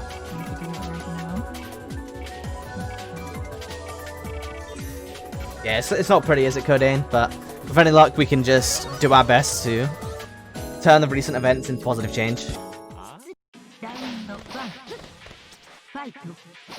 Okay, so let's get a JB counter. Run start. Already getting this set up. This is pretty scary right off the bat, but he fucks up the TK there. That's kind of rough. There he goes again. Oh my god. There we go. Triple orb into the counter. He baits the shield there. This is a roll around. Are we going to see a perfect? That's the real question. Are we? We are. There we go. That is a classic round from Sierra here. The only rower that I've really watched play is Shanna from East Coast. And he is incredible. But right now, GRM is no joke either. Good shield. But doesn't really get him anything. Oh, it was actually kind of problematic that the H shield there forces an illicit jail counter. Oh no, because it's a projectile, yeah. If it's a projectile, you need to buffer 56. So he manually did it and ended up getting caught out for it. It's fortunate. He thought it would reach maybe. Okay, and that's nice. A good counter for him. Good cross up. Okay, getting the full combo here, showing that he's got those. Knockdown. Ooh, going for the DP there. Nice. Counter. Great counter hit on the chair. Really nice. Okay, Dust puts it out. Nice pressure reset. Just as you're playing this character, you'll see the chair move a lot. That's his key to resetting pressure again and again. I mean, can you explain the chair to me real quick? And this is going to be completely out of left field, but specifically C Hisui, because there is no information on 5C anywhere, but I get absolutely screwed up by it all the time. Basically, you can mash after you see the chair in pressure. Before you see the chair in pressure. So what's the deal with it? Is it like a hitbox hurtbox thing, or does it have armor? It doesn't have armor, it has a hitbox while moving forward. Okay. So there's a normal 5C that hits, and there's a charge 5C that moves forward. There's no charge animation on it. It just moves further and takes longer. This is why I need someone with experience. Not only can they provide context on stream, they can also answer all the questions of why I'm getting beaten up by sillies. I can answer a lot of questions. You hear that, Vershko? I'm on to you, man. The amount of times that I've asked him that's true. what's going on with the chair, but he's never given me an answer. I'm on to you, man. The thing is that because the chair moves forward, if you're playing Crescent or half, you can dodge and she'll move through you, and then you can 2A her to punish. Unfortunately, I play Full Moon Powered CL, yeah, so I know. That's what I'm saying. I'm lacking quite a few defensive options with that character. I'm not gonna lie. Try to shield it, but that's pretty risky. That's gonna anti-air. Yeah, of course. Nice. We're at match point right now, so catching the roll. Aka bring this back.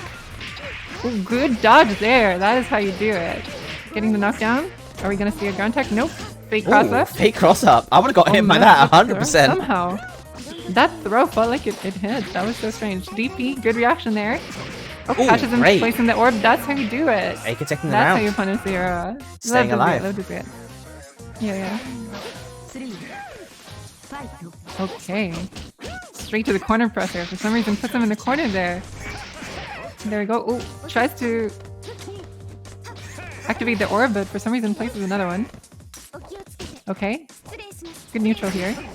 You'll notice HEC can also place down chairs instead of picnics. Interesting pressure. I mean, this is this is beautiful though. Watching C-Roa have to deal with projectiles. He's getting a taste of his own medicine. This is working. Okay. That heat was beautiful though. Securing a current position in the corner, but the item hit, counter hit straight into the corner, gets the Afro. Okay. Nice cross up. Puts down the dust. Oh, doesn't respect the 5C this time. Showing that he's swift. Okay, you're not mashing on me, but shield bunker. Beautiful shield bunker. Is really, really strong. Yeah, full involved. Pass doesn't work that time. Ooh, punish the dodge with the orb activate. Counter again. Oh, that's gonna hurt. That's dead. No, but it isn't. Okay. Oh, but it's head dodge just to get punished. Whips the orb.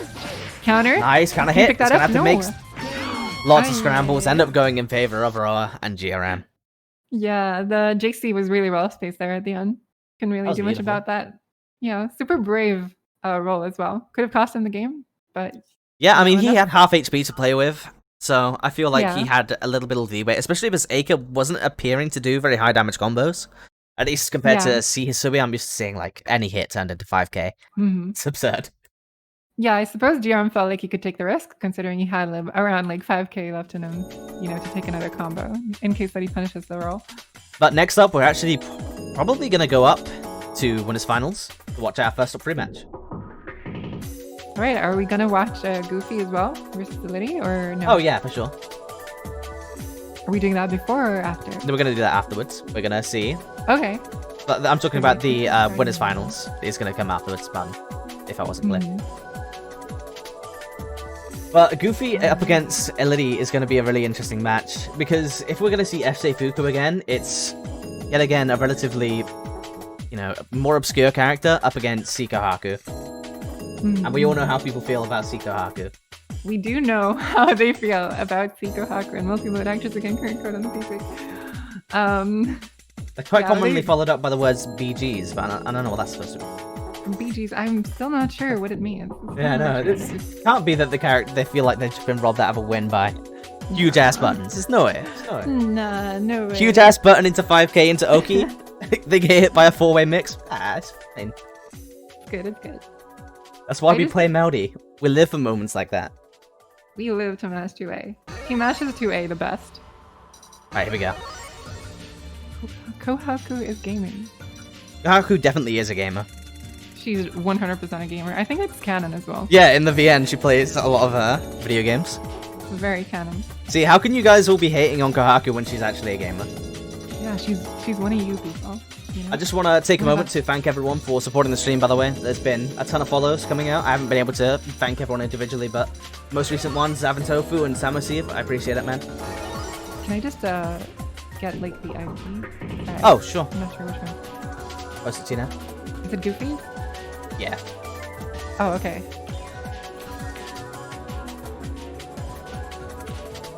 But yeah, there's viewership so far, and the interaction with the viewers has been great. You guys are actually kind of blowing me away. And be sure to check out Anya on, you know, I know she streams, and she also has a Twitter, so be sure to check those out. You can feel free to shill them to whatever you want. As well, which is the reason to come on. Yeah, exactly. That's the reason to sub to any stream. Not myself as a person, just I have really cute names, so come over. I really have to disagree. Bursko ruined Hisui for me. He's in the chat as well. You've ruined Hisui for me. I used to like Hisui. I used to love Mech Hisui. And now whenever I think of Hisui, I just think of her 5A, anti-air counter hitting me, and I cry. And that's on you. You've caused them anti-DSD, how could you?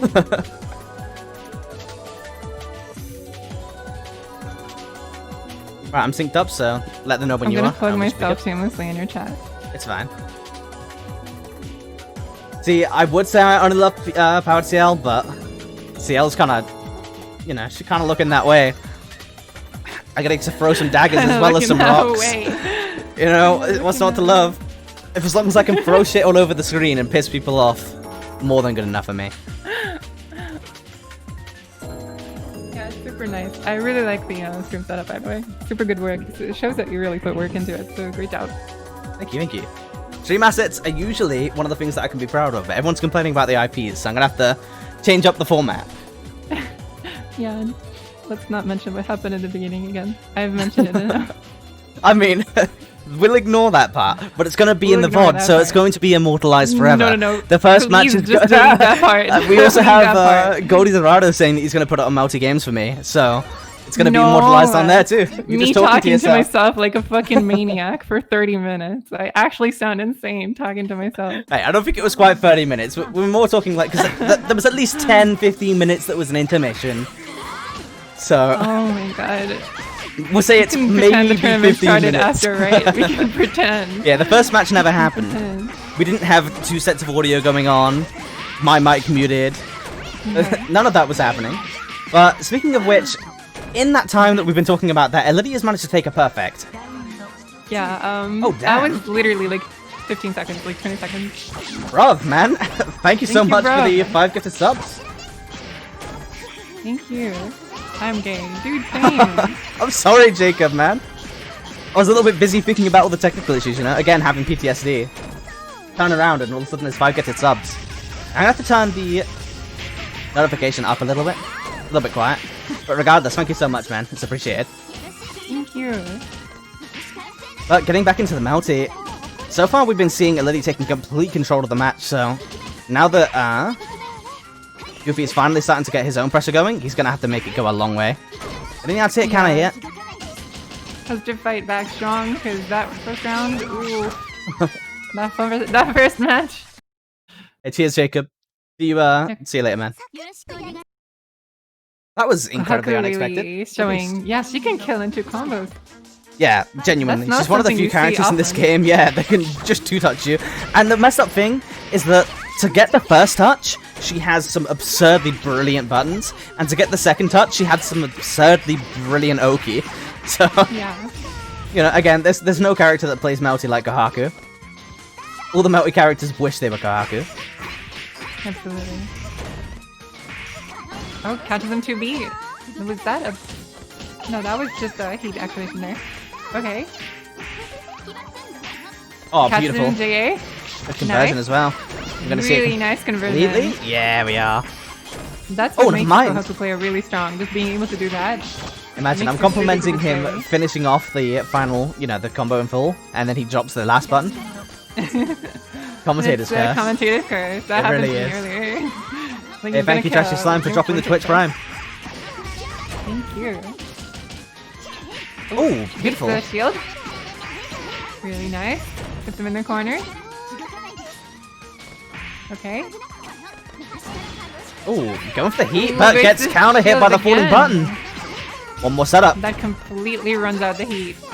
So Ooh. gets nothing from that. It loses all Hot of his dodge meter. doesn't end up going in favor.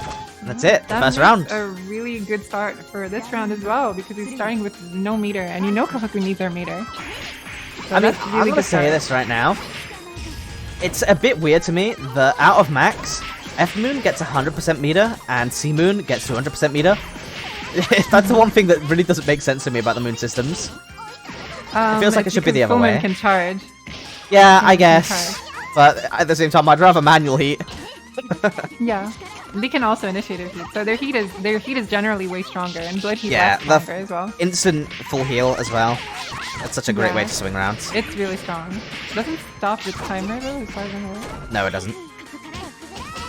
I believe blood heat might, but heat doesn't. That takes a round. 2A again after the cactus. Yeah, I mean, Super Eleni strong being showing. incredibly strong so far. Yeah, But at the it's same just, like, time, pretty obliterating everyone impressed. in this path.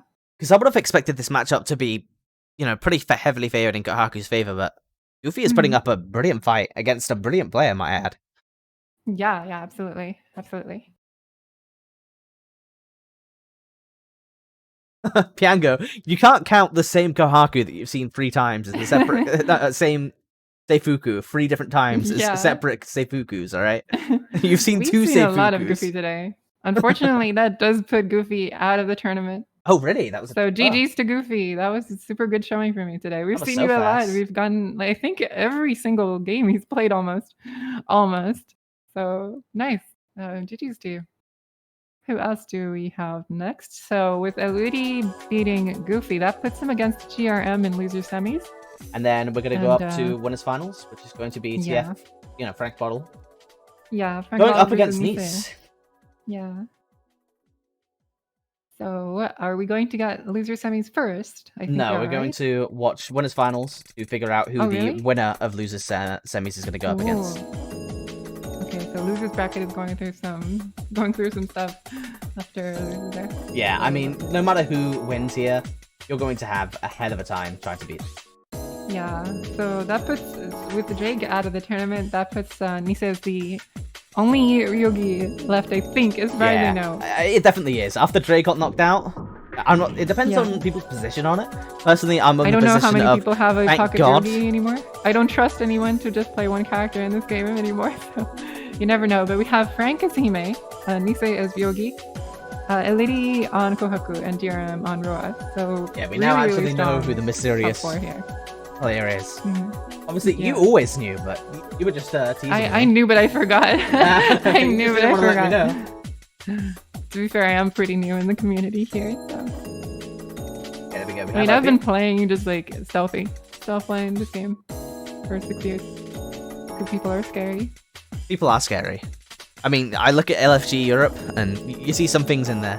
You really do. Yeah, it's not easy to come, on stream as a woman here, Oh, for sure. Really That takes a lot of scary. respect as well. I believe I've had a couple of trans females on before as well, and that takes a lot of courage, obviously, because of transitioning and not being necessarily happy with your definitely. voice. I believe I have another one for Grand Blue next time. But it's great to see so many people having the confidence to come onto HAB. Absolutely. It's really, really brave. You gotta appreciate those people and their effort and all they put in. Yeah, thank you so much, Lily. Thank you. I really vibe with I just kind of adapt to the situation, the people I commentate with. I just I'm very, what's the word? I'm very versatile in my commentary. So it's very different every time, depending on who I'm doing it with. It's definitely Sometimes beautiful. it's more to have alone, someone- sometimes it's more of a conversation like it is here.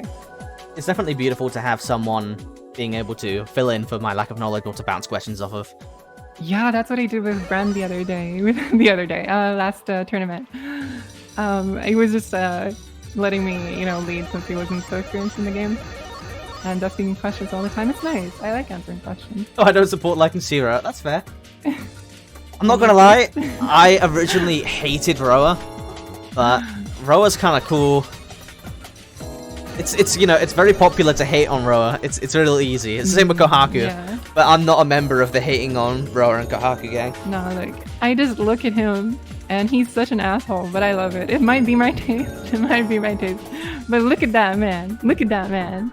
I mean, honestly, the visual elements of him I'm not such a huge fan of, but the orb sets are just so cool.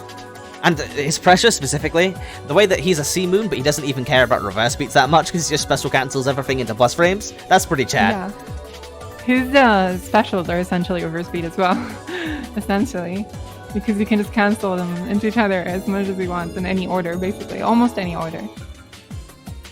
I'm interested because there's no way that Nice actually goes with this. But if he does, we'll have an interesting match on our hand. But I know for a fact that there's no way he picks this because he hates on F Hime so much. Yeah. If he was going to pick any Hime, he'd play H Hime. Probably just trolling. I know this. Trolling. They're lucky that in this game, you know, in some fighting games online, you can't, you know, cancel your decision. But because this is simulated offline with Caster, you can do this kind of thing to troll. I mean, yeah, it's beautiful and all well and good until you have Elios and Piango spamming Neko Arc Chaos and Neko Arc just constantly. And then you're like maybe wishing that they couldn't do that, but sometimes it's fine, it's fine. I believe I'm synced up. No, maybe not. I'm just waiting. So am I. Their IP must have been up for a long time.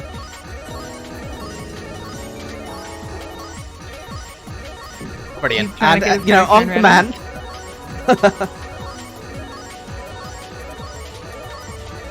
This noise is going to give me PTSD as well. First is Subi 5A, now this.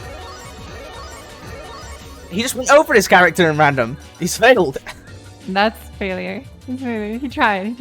Nice reaction time. Okay. SMH. I am synced. So am I. I think we're good to go. Now, if I had to make a prediction for this match, I actually give it over to Frank Bottle.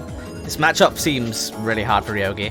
I guess H Ryogi at least has some decent reversal options, but I'm not sure how well it fares against Float. Because obviously, it would be pretty easy for Frank Bottle to simply go for Pillar, EX Pillar, instead of falling down to beat out you Dagger. do need to remember that Yogi's normals in the air are all angled upwards. Oh, that's true. But, you know, with a hurtbox like Evime, even that might not be enough. Yeah, that's true.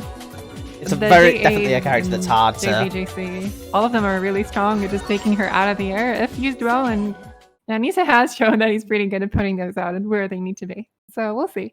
It's definitely a character that's hard to rising anti-air, though. Yeah. It's not ideal. Especially for a character that can alter air movement more than pretty much anyone else other than maybe Sialko, etc. with access to double jump and flight. Yeah, definitely. And triple jump and double air dash on Naoko, I love Sialko. I love that. I play her as well. Maybe not as well. I was picking her up, but then I decided to go with CCL instead to learn rebeat pressure. Yeah.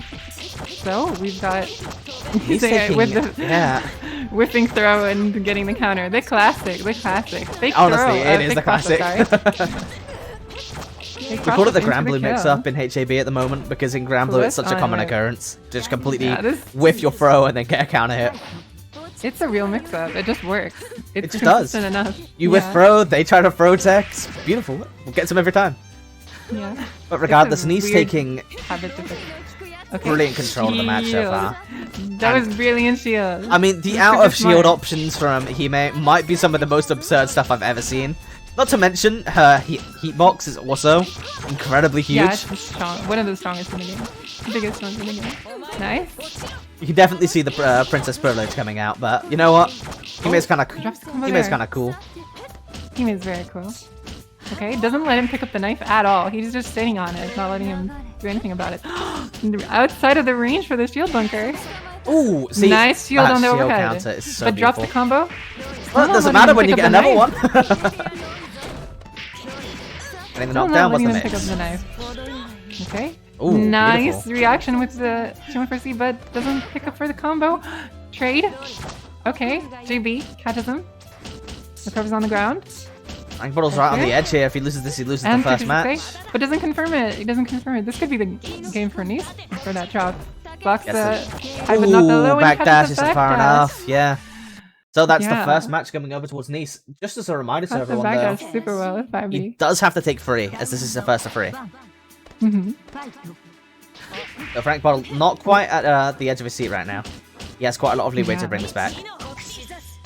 But, you know, it's no easy feat playing up against overhead Ryogi. Overhead, 4.5k, Oki. What's not one to love? Oh. Ooh, that is Catches beautiful. him mashing on wake up again, gets the knockdown as well. Doesn't have access to the knife right now, but that's fine because he can use it to reset pressure. The only problem is that now that he's been, you know, knocked away from it with a DP, never mind. He instantly ends up back on top of it, but there was a good chance that Frank Bottle could have made it pushing himself outward, that's the game for him.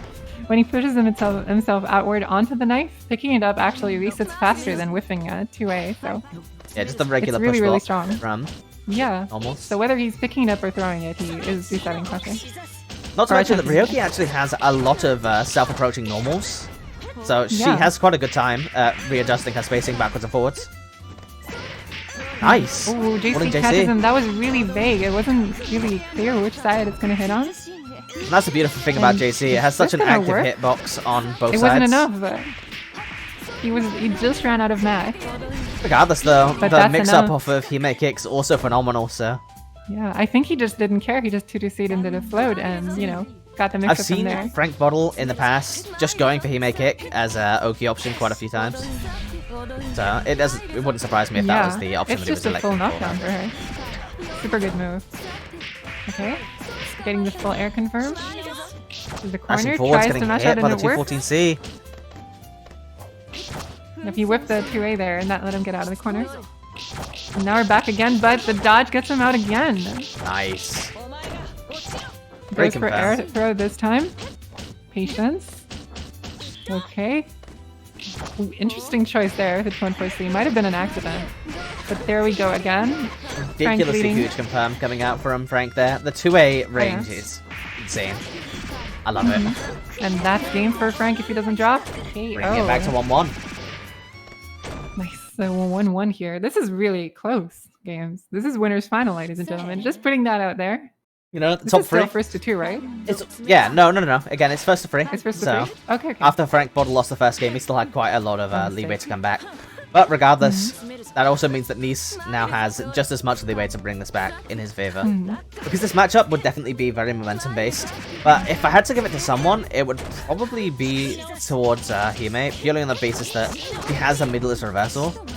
Yeah, that's exactly what I was going to say. So she does have ways out, though. On the other hand, not to mention her out of shield options. Yeah, and both of the characters actually have absurd shield options because of Hitchman Shield.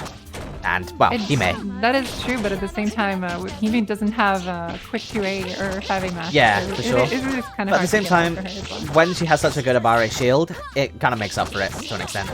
To an extent. Having a... Because obviously, once you get the guess right once with shield, it kind of leads to more interaction as opposed to... Nice reaction with the... sorry, the pillar. No worries. But right there, that's the difference, right? Shield? With a H-Moon? No, I don't think so. No. Oh, that is. Ooh. Yeah, the difference between it is that with H-Moon, obviously you interact once, and if you guess right, you win. If you guess wrong, you lose. Whereas with F-Moon Shield, you'd have to guess right twice. There's more interaction between the two players. I mean, yeah, he's absolutely running a train right now. Actually getting the real cross up. I got hit. Really good combo execution here. Manages to get a hold of the knife as well. This is looking really strong for Nisa right now. Nice, punishes the 2C whip. This could be game. That damage. No, it's not game. Again, first to 3. We've still got one more. Both playing super clean. Dude, the punish on that 2C, you love to see it, because that 2C hits super high. It's kind of hard to punish it that way. Nice, good mash. Especially with the slower barres, it takes a lot of awareness. Ooh, punishes the shield. This is going to be pretty big for Frank here. Nice. But, nice. Good EX guard on the super there. Getting the safe jump on Ryogi can be hard sometimes, obviously, because it's 1 frame. Okay. Nice. Overhead. Gets punished. Right out of there. Oh, never mind. That was a really weird conversion. But the pressure is just as meaningful as the damage. It's not easy to get away scot-free against Hime. And Speaking of, that should be the round. That is the round. Goes into max save, going for the save option. Just right, Moonlight just like that. Catch that second round. These characters are both really interesting because they both have really long disjoints. So their pressure Really game can be really, really oppressive. Yeah, pushing him into the corner here after the confirm. Getting the pressure. Beautiful, Going for the floats throw, out. doesn't work out. Yeah, he just jumps out of there. Not taking the throw mix-up. Okay, was about to jump, but blocks out. Nice. Catches him counter.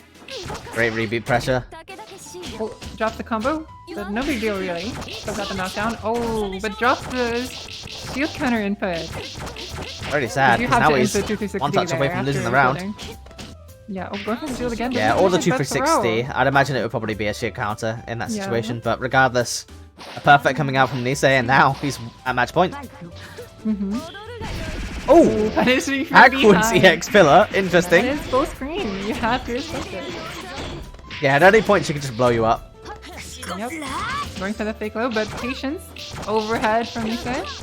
Gentas, thank you so much for the follow, man. Okay, let's go. This is actually looking really close. I feel like rank battle. There we go. Nice match. Yeah, he got the knife though. Good for him, but that doesn't One more really touch. save him from the setup. So It's going to be a Not enough Hime meter kick, to but do good 260. Oki. Let's No, see you it can, full weight. cross up if you Yeah, wanted. there we go. One more touch. this is a true 50-50s there. Or should I say 25, 25, 25. yeah, 25, 25, 25. Oh. Have I got another crash? Did it crash again? I mean, that's an annoying noise if it isn't a crash. I don't hear any noise personally, but it did stop for me. Are we going to have a real Melty Blood tournament? Top 3 and we're going to crash? Hopefully, that this is the first game where I've wished that it's not just me who gets the crash, it's also the players. It's not just you, but I really hope it's the players as well, so we don't miss out. Yeah, last time it wasn't just the players. No, Whenever it was people just the type Nana commentators in button. chat, I hear I like read Anya, and I get really confused for one moment, exactly 1 moment. Yeah, exactly. I was We just got like, a all of a sudden crash. thinking that I had denied us, but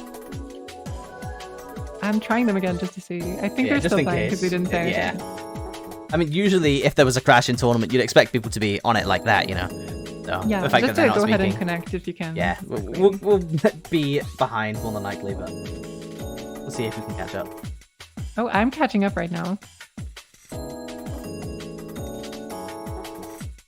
I'm catching up right now. All right, here we go. Okay. Caster is a work of art. Do not talk shit I mean, about honestly, Caster. this is the first time that I've had this particular issue, but Yeah, it might be because you're saving replays. Not sure, but it's never happened to me. So I think saving replays is a little buggy. Or when you're spectating at least. yeah, it's the only thing that could be really that unstable about 3.0022. But we have a round to Nisei, so it's kind of impossible to commentate this, so I'm not gonna bother. Yeah, I mean, I'm trying to comment. you can't spoil the you know, 3 times speed gameplay for time. them. What the hell? Oh, and it just disconnected to me. Nah, they I probably guess they finished, quit. yeah, before you get to sync up. Well, regardless, sorry for the tease there, people. Apologies. There's not much we can do about it, but let's see. Yeah. Nisei apologizing, but it's not his fault, so there's nothing that can really be done about it. Go real quick to disable auto replay save. It Yeah, sure. might prevent that happening again. Hopefully.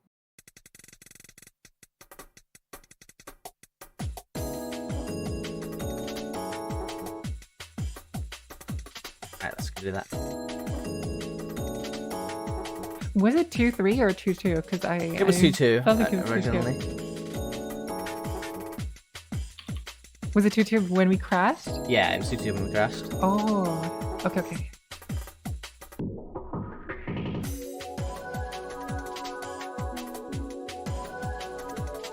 Pretty courteous though, him offering to replay the match. Wow, the last round. Yeah. Especially when you already take the win. You know, you've already got the win. Right, so When you say won, technically. Yeah, technically. He won that one. I mean...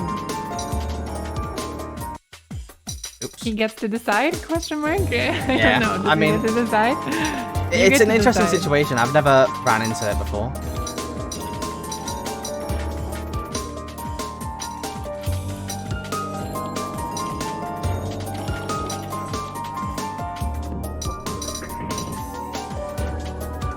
Okay, just waiting for Nisa to choose. Right, that's automatic replays turned off, so any luck? Nice. Out.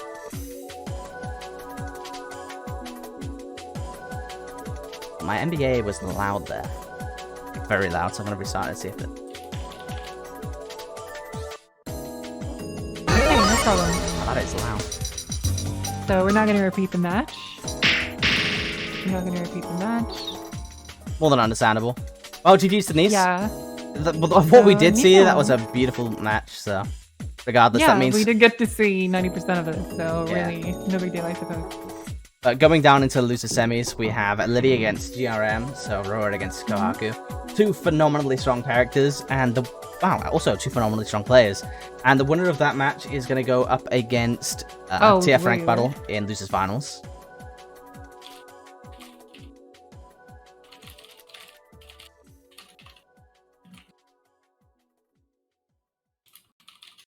What is going on? No, I'm just making sure because he confused me a little. Okay, so Liddy versus GRM. Yeah, the IP has been posted. And yeah, this is the first of three. No, best of three, pardon. Got me confused. Yeah, it's everything other than top three is best of three, and then best of five for top three. My mistake. All good. Wait, so this is losers semis, When right? it's semis, yeah. No, losers semis, pardon. We're so... Yeah, wait, I mean... stop. Okay, yeah, we need to take a second to just get everything in order. This is losers semis. The winner of this match between Liddy and GRM will meet Frank Burrell in losers finals. And then the winner of that match will meet Nisei in grand finals. Sorry, we're getting a bit, a little bit confused given the crashes and a lot of the stuff that's going on right now. Yeah. It can happen sometimes. Alright. So, I am trying them. I might need to restart my caster again. Let's see. I had it, but it said that they hadn't got anything yet, so... Try it again. Yeah, I'm trying as well. He's gonna BRB while we sync up, so that's cool.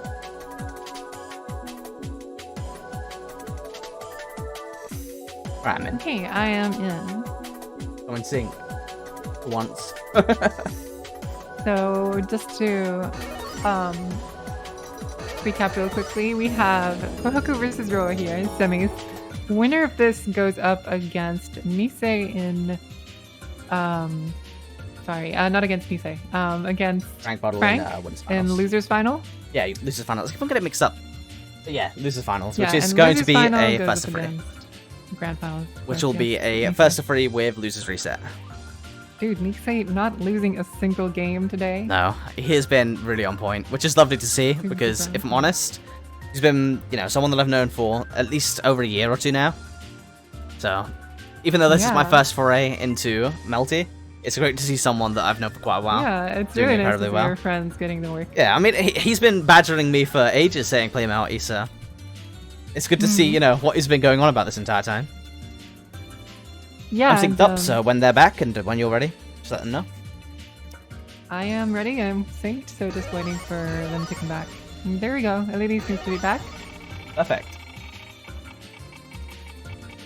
Alright, so Kohaku Roa, two incredibly high tier characters. What's the matchup actually like?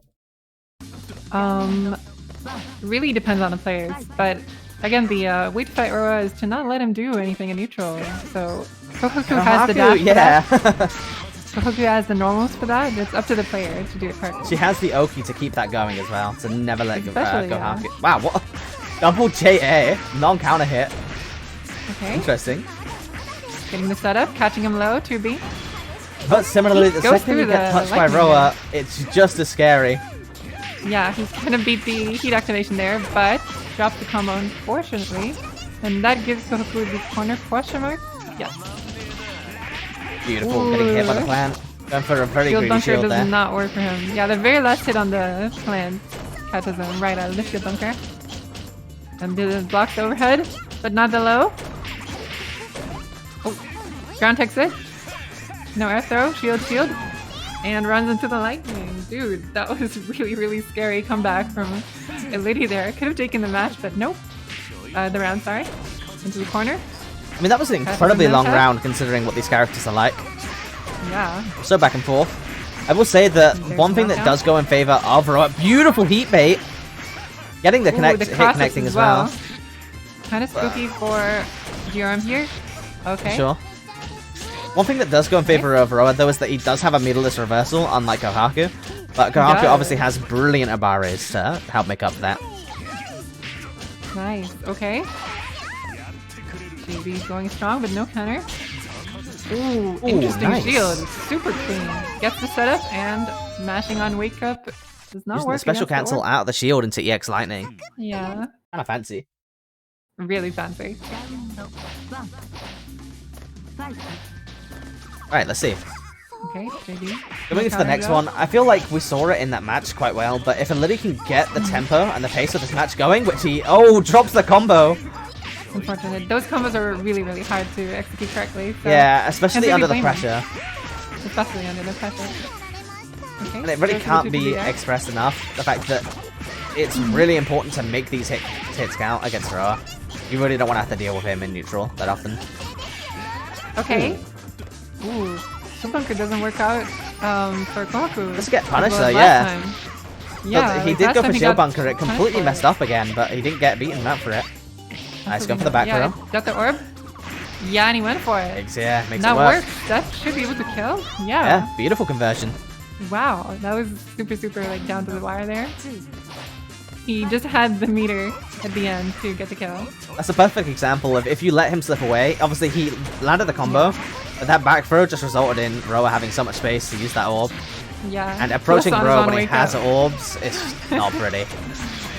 Yeah. Ooh, beautiful. Catching that could be the momentum he needs to maybe come back here. Gonna get the mix up. Dashing out of the corner. Up. That's what I like to see in this game. Dashing out of the corner, really nice. Honestly, there's nothing that satisfies me more. Ooh, okay. Really careful now. Blocking all of this, but there's a limit to it. Getting the anti-air counter hit, but converts off of it into a JB and drops.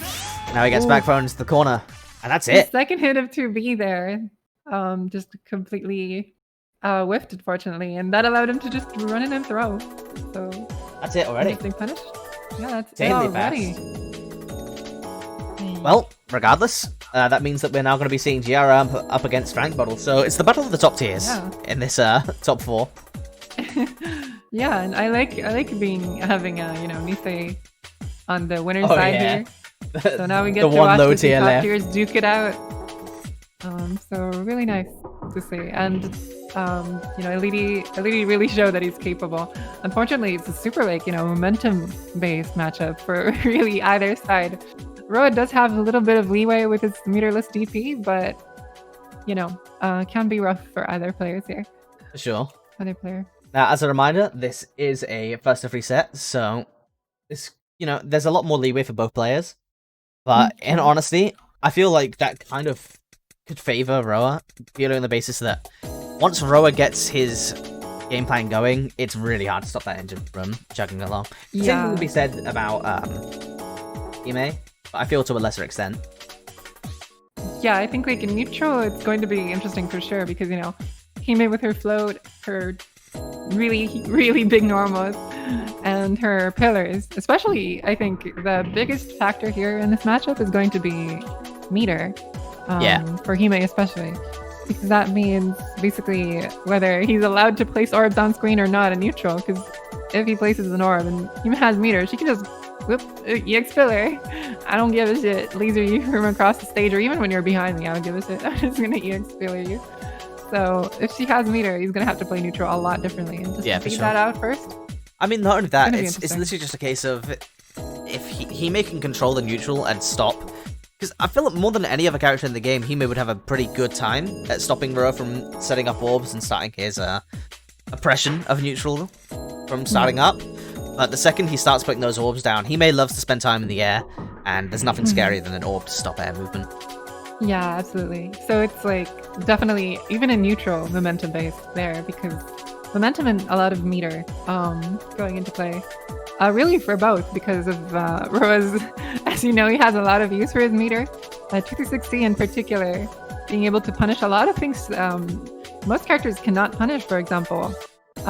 You know, she has the geyser move, very famous low that goes about full to almost half screen, sorry. So if she whiffs that, she can cancel into float or something like that, but he can just do 360 and punish her out of there. I feel like Flight is also just super interesting in general, because the way that it works is that it's an EX cancel, because it's expends meter, and as a result she can cancel on whiff out of her specials, which leads to some really, really interesting situations that you don't see with any other character in the game. And it's one of the reasons why I actually really like Hime. I don't really get Hime haters.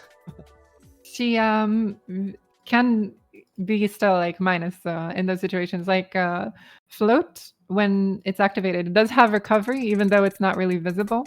So she can't move immediately after floating. So if she cancels into float, she is just vulnerable enough for Roa to punish with like 260 or something like that, as 260 is like insanely fast. And it's also like almost full screen. Yeah, it's huge. It's really ridiculous, honestly. And it's just, it hits just high enough to catch Hime on the initial float from the ground. So, pretty scary stuff. It's also unblockable, not that it matters. Yeah, you know. Hime. Yeah, it really doesn't. But just to clarify for anyone who's wondering, we're just waiting up on Frank Bottle, who was, not present yet, so getting the IP posted now. Which is nice though, because to an extent, we had to wait a little bit, but at the same time, there's more than likely not going to be any delays getting synced up. Yeah, just waiting on him to connect. I'm just trying, but they're still not in a match. Yeah, they're still not right now. Should be just a short matter of time now though. But with that said, everyone in the chat, I want to know your thoughts. Who's going to win this one? Is it going to be Frank Bottle or GRM? Both of them are top tiers, so it's definitely a hard call. And both of them are top tier players as well. Gonna be interesting, definitely. I think it's one of the more interesting matchups, especially in neutral. Because both of these characters, awareness from players is really important of each player's tools, because they both have tools that can, kind of like Wild West situation, where I'm gonna do it, like having the threat of when either player is at 100 meter to just kind of shoot them out of the air, whatever it is they're doing in neutral. You just both decide, of these characters are with synonymous with not playing Melty. But when both characters aren't playing Melty, it's going to be an interesting game. Yeah, I mean, Hime, as long as she hangs up higher on the screen, she is safer.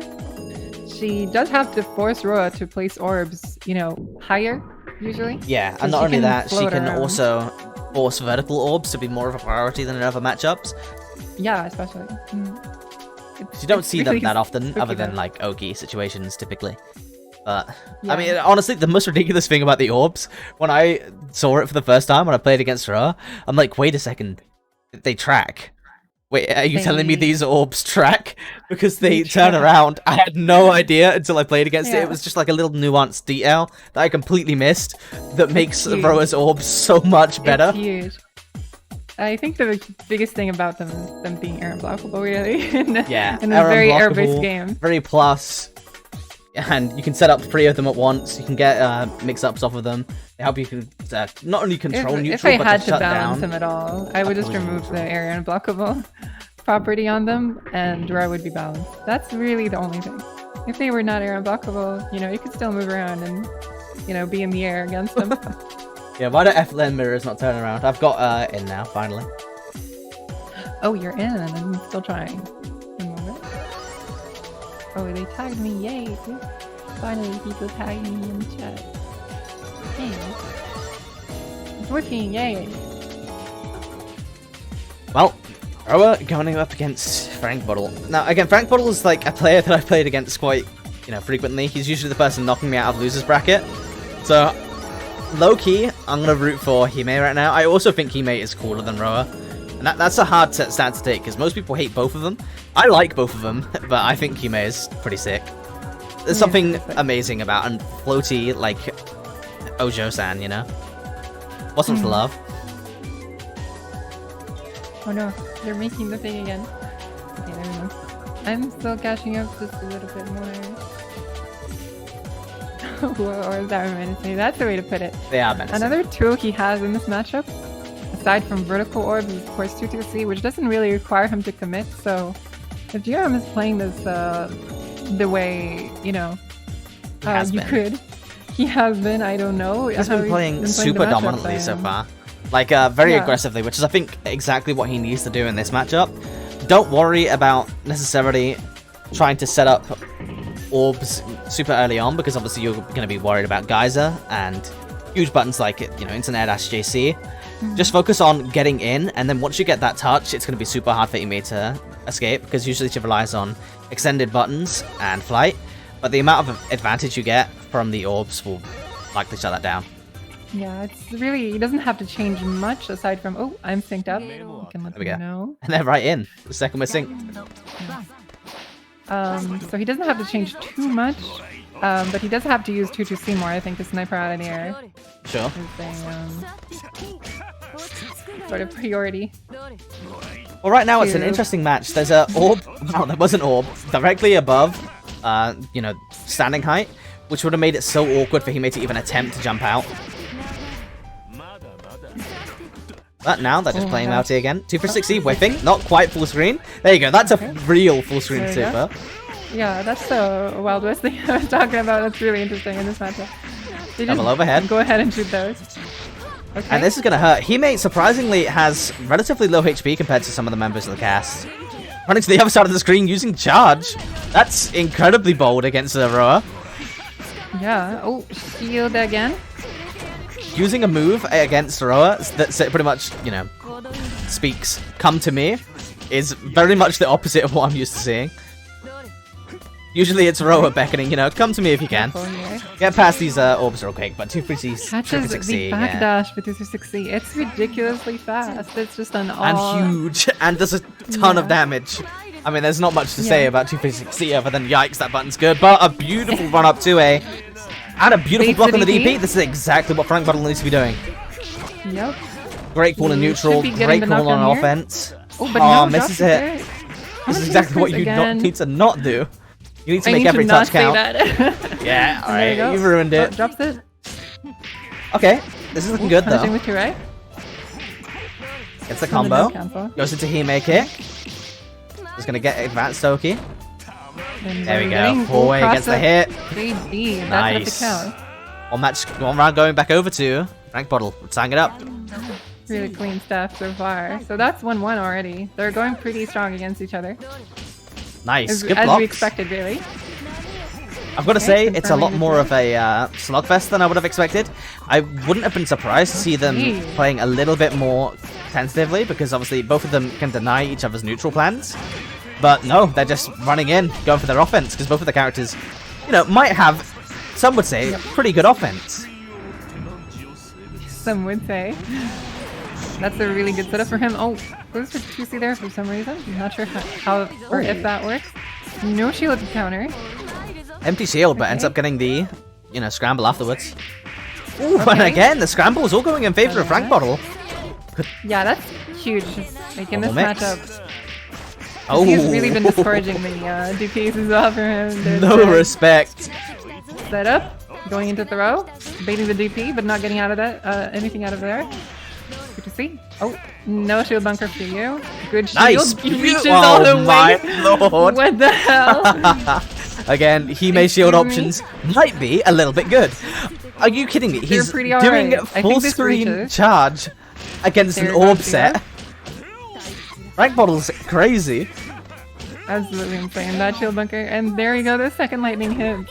Frank Bottle more of a man than I am, but, you know, potentially losing around for it. GRM moving on. Okay, so GRM is leading by 1. Remember, this is a first to 3, so this, even if he wins this next round, that's not over for Frank here. Cross him, good block, but not on this one.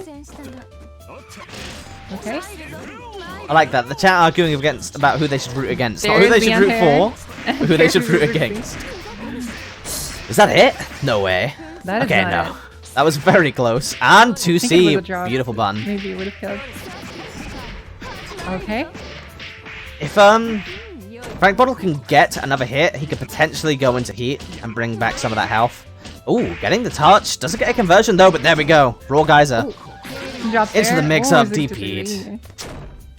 Looked like there potentially could have been a safe jump, but TRM calling it Yeah, out. it was a little too far to do that. So that's the air throw. Picking up with the orbs, catching orb the set. wall. That's gonna hurt. Never mind. Spending 300% meter to get out of that combo, and now you're right back into the blender. There's another knockdown. Watching out for the DP. Ooh, beautiful. Again, the shield reaching all the way over there. Absolutely ridiculous. Hime shield options are so sweet. Absolutely ridiculous. Like, as a powered CL player, I can only sit, you know, and watch enviously. Yeah. Okay. Ooh, okay. Ooh. Completely with DP. Random reset, Punishing but, the shield as well. you know, intentional. We take those. Yeah, we take those. Catches it. Interesting. Ooh, that's not enough to reach. It's pretty big, but not big Okay, enough. Oh, CO2 for 6C, brilliant option. And now with all of the orbs on the other side of the screen. Jerem taking 2. This could be the last game for Frank here if he takes another one. I mean, at the end of the day, though, whoever wins this has got an incredibly, you know, difficult adversary. Might not be beating the top tier, but he has not dropped a single match so far. Yeah, so far, Nisa's been going super, super strong today. So either player, you know, Frank has already lost to him. So Frank coming back, trying to make his way in grand finals could be the thing. But Jerem is showing that he might take this momentum for him again. Okay, putting the orb under him, mixing him up there. Really nice snapping him out of the air there again. Amazing Beautiful pickup. combo. Amazing pickup. Okay.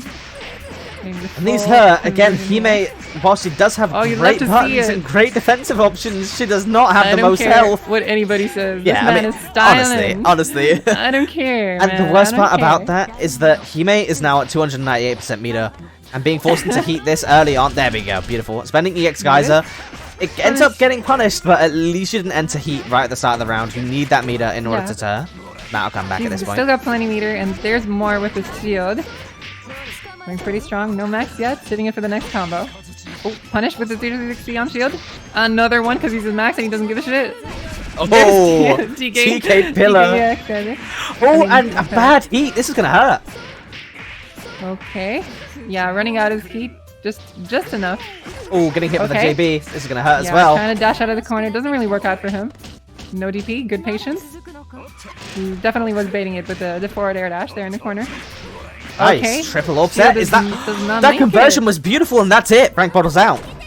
JRM is gonna meet Nisei.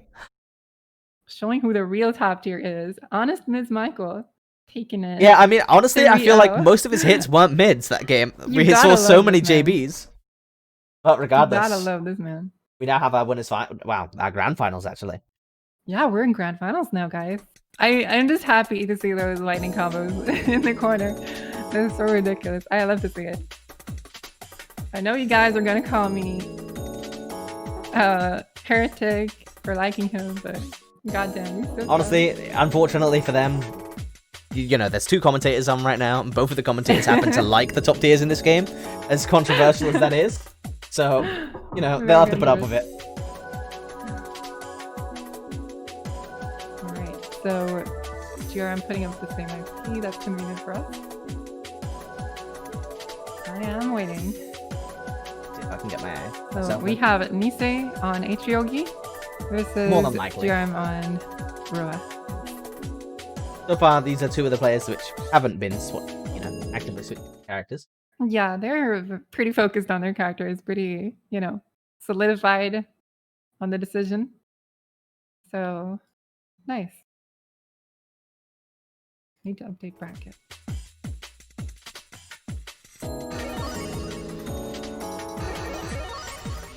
Is Nisei around? Yes, he is. Okay, they're ready. So just waiting. I'm still trying to connect. I guess I'll restart. Right, so everyone who's made it this far, thank you so much for the support. You've all been amazing. And, you know, bearing through the caster issues that we had earlier, and, you know, the technical issues that were not so much to do with casters so much as they were to do with me. But, you know, you've made it this far. As long as you censor out the first match, I forgive you. I don't know. I mean, it's up to Goldie at this point. It's in his hands. Does he hear me right now? Can you please not show the first match? Regardless. Where Shay was muted and I was talking to myself. You know, you've all bed with us for all of those matches, so your reward is now the grand final set between, you know, TRM's Michael Roa and Nisei's Hitriogi. Doesn't get the power of EU against the power of Roa is going to be definitely a hard one, but I'm imagining that most of the people in the chat are going to be rooting for EU Ryogi. Okay. Okay. Okay. Ooh, that spot dodge pretty is brave not, dodge. yeah. But he's watching out for those. Ooh, doesn't die for it. His pressure is insanely quick. It's so hard to follow. And that's the air throw to close the round. If that wasn't enough to close the round, you're landing on an orb, so. Yeah. Definitely not a pretty time. Life's over, baby. Okay, picking up 5B. Not enough to reach though with the second hit. Getting into the corner with the air throw. DP reaches him all the way from over there. Wow.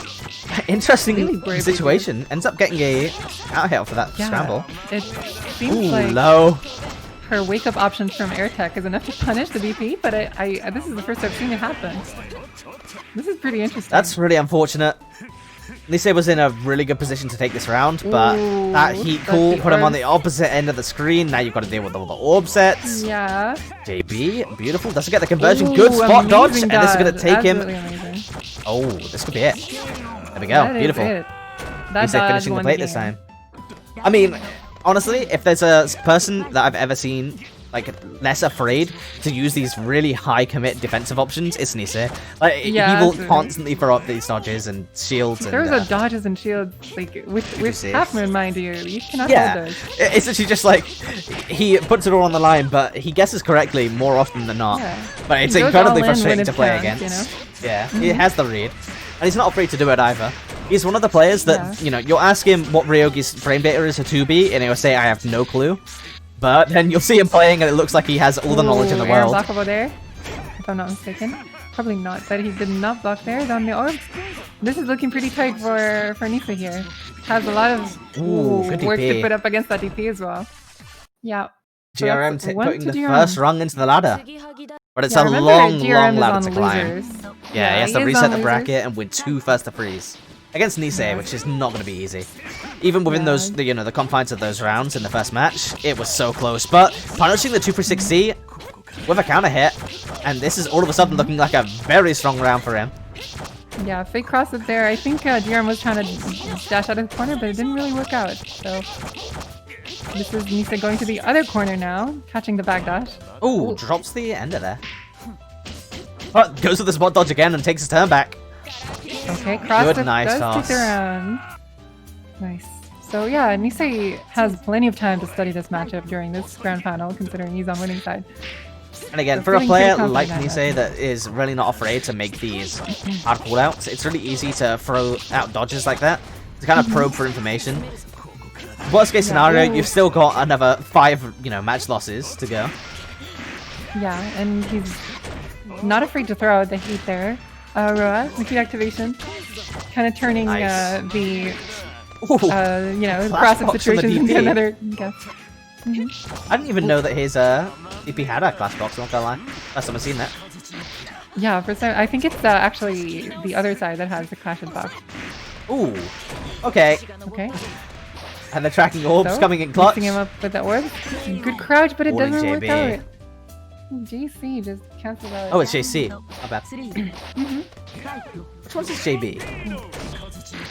The really awkward kick looking one where he kind of kicks upwards. So they're both kicks. That one. That one, okay. Okay. So JC. Yeah, the one that's kind of like a stab is doing everything. That JC's fast for a JC. It's pretty fast. It's pretty okay. His normals are not amazing, but it's possible, you know. I mean, they're nothing to gawk at. They're not like bad normals, but oh, they're not bad. They're just, you know, not the best in the game. Yeah, but they're not as insane as Kohaku, Hime. But when you have the specials to reinforce all of those buttons, really you can make quick all of them insane. Sorry, overhead. It's interesting. 4.3K. It seems like when he catches the knife, it almost makes it the overhead faster. The follow-up. And there he goes again. Nice. Dude, the recovery special that he has been working out really well for Nisei. He's been using it a lot in this matchup especially. It's a really interesting option as well. Yeah, he's the only character in the game with it. So. It's the only character in most fighting games with anything like that, to be honest. Just backdash. 214X is really the hero button right now. Oh no, but he dropped the combo and that could cost him the game. Oh, no pickup on the GB. Nice. But catches him with the knife. The dagger toss. And there we go. Nisei tying it I back did up. not know that until like I saw Nisei play. It's really nice. Okay, so getting into this, we're seeing a lot of scrambly air movement coming out right now, but auto shield counter, no punish. Heat on wake up again. It puts Roa at such a good position. All of these orb sets, but honestly, if there's a single player that I'd have faith to be able to deal with Roa's nonsense, it'd be Nisei, because he's never afraid to just run in. He doesn't only run in, he does it, you know, well, I don't know how to put it otherwise, but he knows how to run in, when to do it, when to be blocking, I mean, when typically, to be dodging. I pretty much see nothing but offense from him, but he maneuvers neutral in a way that is dealing with orb sets even. Like, you don't see many players full screen jumping against Ro with 2 orbs up, you know? There's reads in neutral against that too, you know, like knowing when to jump against these, kind of mixing up the Ro player. Not letting him do what he wants. Yeah, not letting him just react to your jump forwards. Second guess his orb activation. Yeah, exactly. Not letting him just react to jump forwards with orb activation. Just constantly throwing out the neutral jumps. Not close enough, but he jumps and then gets unteared as well. And we've seen that work. Yeah, beautiful. We've seen that situation work for DRM multiple times now with Nisei going for the YOLO option 63B, which is the dash forward slash move. Doesn't really work for Nisei so far. He's been getting punished by jump back orb activate. Okay, orbs again. And using the 2 orbs to take him full screen from pressure alone. Yeah. Getting the touch, beautiful. And now this is going to be a very difficult situation to get out of, shield. But H-Moon shield. It's okay. Good stuff. Okay. Oh, there we go. Both orbs dodging the orbs really well. That's Heat so smart. activation to get the momentum again. Oh, whiff, 260. He puts in all that work to try and deal with it, and then 1 heat activation, your full screen, 3 orbs. Okay, that orb should be useless, but he's not afraid to just jump out. Crossing him up again, 5B enter. Again with a special recovery. Okay, nice. Jumping out, catches it. Canceling into EX for the full combo. This is gonna hurt, but 1 more touch should be able to do it. Yeah, just 1 more touch to take the round. Oh, good DP. Out. Catches him again. Similarly, 1 more touch will do it for the player at this point. Heat activated. Yep. No orbs, but there's a 2-2-C. That's not gonna work. Faster. Yeah. Reacted 2 for 6 seed to it, but you don't want to be doing that. The multiple hits from dagger as well. Yeah. And I believe doesn't 2-2-C stay out even if Ryogi gets hit? So dude, yeah, that's definitely. So banking on the 2-2-6C to hit. Oh, nice. Throws the dodge. Starting to get a read on those dodges. Another throw. Dude, GRM's pressure is insane right now. Okay. Nisei being a little bit respectful, getting caught out with the shield, yeah. Now this is not pretty. Dealing with a triple orb setup. Good to see. Catches him with the unblockable. Okay. GRM's got the orbs, but none of them hit. Nisei just ducked underneath one of them. What an absolute chat. That was almost a miracle. I don't know what else to call it. Okay, 3 orbs, 2. Sorry. Trying to mix them up there. Blocking all the mix-ups so far, but throw hit. Yeah, he's getting hit by so many frees. And yeah, there you go. Catches the tech. And GRM taking it to 2-1 at this point. He was just waiting. GRM was just waiting for that roll. He loves to catch those with the 260, which honestly is a terrifying option. Yeah, really I mean, I don't even want to think about that situation. Oh, missed the 2 for 60 there. And that's a good use of a good waste of meter coming in for Nisei. 260 is an amazing normal. I'm not sure if I agree with the back throw there. That puts him even further away from the knife, but regardless, ends up right back on top of it again. Yeah. Which is so interesting because Nice has basically, against a character like Ro, you'd expect his movement options to be, you know, hampered quite a lot. He always ends up, you know, being able to move around and getting to where he needs to be pretty easily, and it speaks to how well he's Okay, you know, seeing some patience maneuvering from right GRM. Oh, but tries to jump out. Doesn't really work. Can't jump on the plus frames. Yeah. Okay, lots of jumping around. Oh, throw? Okay, doesn't really work out, but nice dodge. Doesn't get punished for it. Okay, 3 orbs on screen. Beautiful You stuff. have to watch out. There it is. Oh, second one doesn't hit though. Picking up from the special recovery again. Oh, DP whipping, but gets out anyway. Oh, gets hit for connecting. Yeah, that's not ideal, but dropping out of it. No. But landing right in the corner. Yeah, with his back to Nisei, which puts him in a bad position. Fake cross up Oh, again, and he dodge on the heat. baits the heat this time. Yeah, he Should be saw dead. that No, it Jiren dropped. likes to deal with it that way. Oh, drops it, and this is pretty bad actually. For drops it again. I guess we're even. And what are we gonna say? Okay, Doesn't have the knife available to him right now, but he's just fishing for that last hit. DP though, and now one more touch and you're inside the Yoki situation again. Okay, Nice. baits the shield bunker. Yes. Oh my god, GRM, what are you on? Getting all the correct calls right now. Didn't end up finishing it off there, but 236C will end that round out, and we're now at reset point. You're making my heart jump. Honestly, that's such a heartbreaking moment there. Amazing. No, but it was super well played from Yeah, for sure. him there. GRM played phenomenally. But He was all really, Nisei really needed is that patient, last playing the touch, shield but you bunker started as to get scrambly. I feel like if he just took it slow and played how he had been playing, he could have took it. But Yeah. GRM taking, you know, every advantage out of that situation. Make one mistake, you die for it.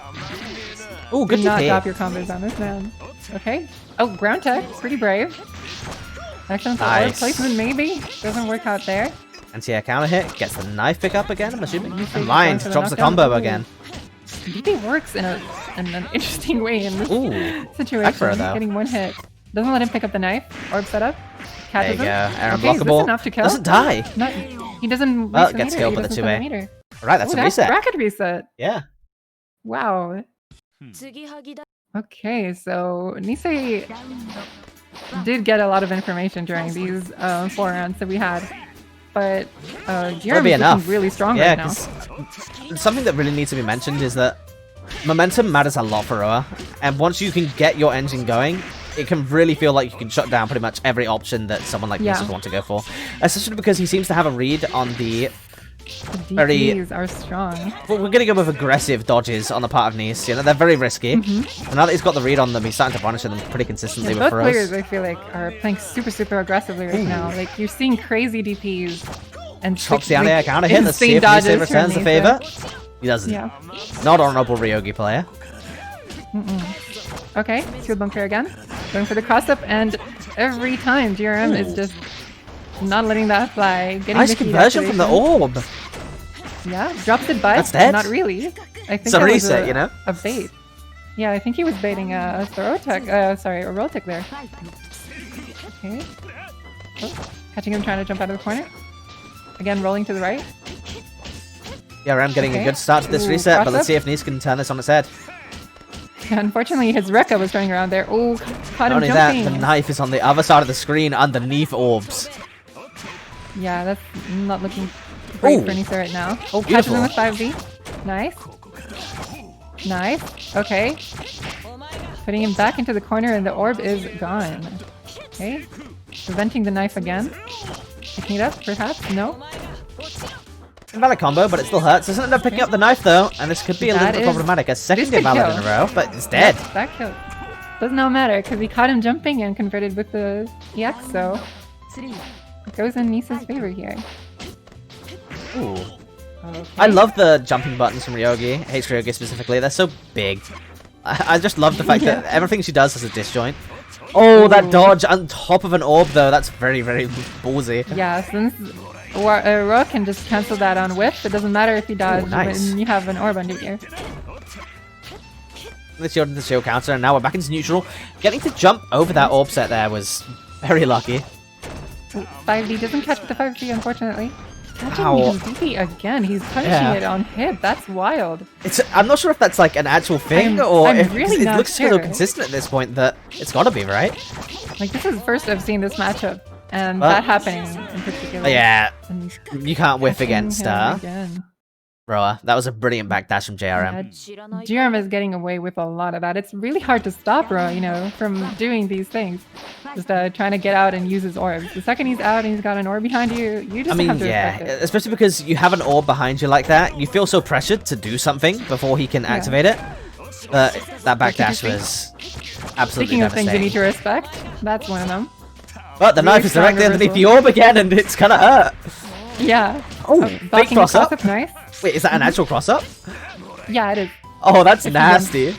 It's pretty nasty. It's also a plus. So. Because why not? Okay. Oh, the tracking orbs. That's dead, right? Is that enough to kill? No. No, He doesn't spend pixel. a meter to kill. Spending the meter for the mix-up though. And Wow. that's the two fake. Jesus. That is wild. He moved so quickly there. Yeah. Bro is That's a moving. caster side effect. Ah, okay. Okay, dodge gets him this time. Okay, are we gonna get it confirmed? Nice, knocking him down, going for the cross up. Dodge on wake brilliant up. dodge. Baiting out the shield as everything well. except trying to block those cross ups, and it works, you know. Oh, disrespecting with the T2C, very nice. Okay, no DP this time, no backdash. Every 6C gets blocked, and wow. Getting the orbs down. This is pretty bad for Nisei and neutral. Yeah, with 3 orbs already set Yeah, up, going it's for going the to be cross-up. rough. And that's also something Okay. that's interesting we just saw there. The orbs don't actually shoot full screen, which is why Row players tend to hover around the middle of the screen so they can take them to the corner. Yeah, it's actually better for them to put the orbs mid-screen, because then they hit full screen, actually. On both On sides, either yeah. side. Mm-hmm. Because why And not? there he goes, Why taking not another tracking? round. But yeah, this is Really, now this is, tournament point in favor of GRM. He has the Tournament point for momentum GRM. swinging in his favor right now. I believe that's Absolutely. 4 matches in a row. That is Doing 4 in his matches favor. in a row. Third orb? Not looking good for Nisei at all. But, you know, if Okay, there's someone that no can bring orbs it now. back, it's going to be Nisei. He can do it. He's proven again and again that he can do it. But it's just not going to be easy. Beautiful Okay. pressure. 2-2C gets the plus Nice. frames. Jumps over. Cross The up. 2-way whiffed, and now we're back to mid-screen. Yeah, challenging his Wait, patience what? there, blocking the overhead. Nice one from GRM. So that's Okay, a blocking standing the shield bunker overhead as well. that's just a sprint. Watching him jumping I don't think again. I've ever seen that before. Yeah. But this That's is the going to first time hurt someone's the blocked offset. it. I mean, I've Okay. honestly never even seen that option before, so I got hit. I would have just saw someone running at me and I'd be like, ah, nice, I'll press. It looks like a low. That's the weird part. But we're now at tournament point. Yeah. GRM needs one more round. And Nisei has a long hill to climb at this point. He started off This with... could be Lisa's grave here, this corner. Yeah, for sure. I mean, 3 orb set up, Catches the- double throw. Dodge. Ooh, that's so scary. Blocking the The crosses blocks, though. I've got to admit, are so good from Nisei so far. He's blocking a lot Okay, Nisei's- of cross-ups. Oh, nice. Hitting him with Good the knife knives. toss, but that But DP DP again. gets punishing it. punished. That's crazy. I don't know if it's a punishment. That Still has to very be, curious right? to know. We'll Is ask this Nisa it? after this, but this You looks like it killing could be. him here. He No, didn't. does it die? But That the throw's going to end throw. it. A very fitting way to Holy end it as shit. well, as we've seen so many throws coming out from GRM in the set. Well, Yeah. GG's everyone, especially GRM. Congratulations on taking the first Hearts of Blazing. Yeah, And- amazing plays from both players. I think Yeah. JRM really showed that, you know, when you're faced with cross-ups that are as ambiguous as some of Yogi's there, he just mashes and he challenges every other option first. So Nisei is afraid to go for those options in the first place. That's showing like a Yeah, lot of, in these longer weight sets to as do. well, you definitely Yeah. have the opportunity to condition people, so you should take every opportunity to do so. But Yeah, with those GRM reversals were taking that working out, really well. that's the end of the tournament. Mhm. Let's update this bracket quickly Yeah. because people fell behind. Yeah, it was really nice seeing Nisa, you know, just destroying everything up to grand finals. But Jiren showed that, you know, even though he got knocked to losers, it's not over. Yeah, I mean, he had can run it such a back. long losers run against so many phenomenal players, but Absolutely. he beat, you know, knocked them down one by one to take the victory. So congratulations to GRM, and thank you so much for joining me on commentary tonight. Yeah. If there's anything you Thank want to plug or shill, you know, feel free. No, just thank you all for watching. Really, I had a ton of fun watching these matches. It was super fun. I do play Melty on my channel. I might do so on Sunday as well. So if you want, you can follow me on Twitch here. And yeah, thank you all for watching. Really, thank you all for playing. It was So- great. Amazing, like turn up for this tournament as well. Yeah. Pretty unexpected, but we I'm had hoping to keep it going. Yeah, 33 in total, 36 before check-ins. I'm hoping to keep this going. I'm gonna keep on pushing to, you know, chill as hard as I can to keep these events, you know, as high attendance as possible. But with that said, congratulations to all the players who made top 8 because you've gained some participant points. And that means that you are one step closer to being invited to the season finale. But just as a reminder, in the season finale, anyone who, you know, attends that gets a chance at getting the prize pool, which is going to be completely crowdfunded, apart from donations from, you know, myself and other members of the community. So as a result of that, if you could, you know, take a moment out of your time to hop onto the match arena if you haven't already and donate the 50 cents, that'd be much appreciated. But these events run every 2 weeks, so I'll have the brackets. Well, the brackets are already up, but I'll have the promotional pieces done tomorrow for the next event, as well as VODs uploaded. Minus perhaps the first match, but we'll see. We don't know about that one for sure yet. But with that said, I'll see you all guys in 2 weeks' time, and hopefully we get to see you playing next time. Yeah, I'll catch you all on Discord if you want to play. I'm up for games right now. Just at me. I'm Anya on Discord. So catch you all later. Thank you so much for watching. See you around.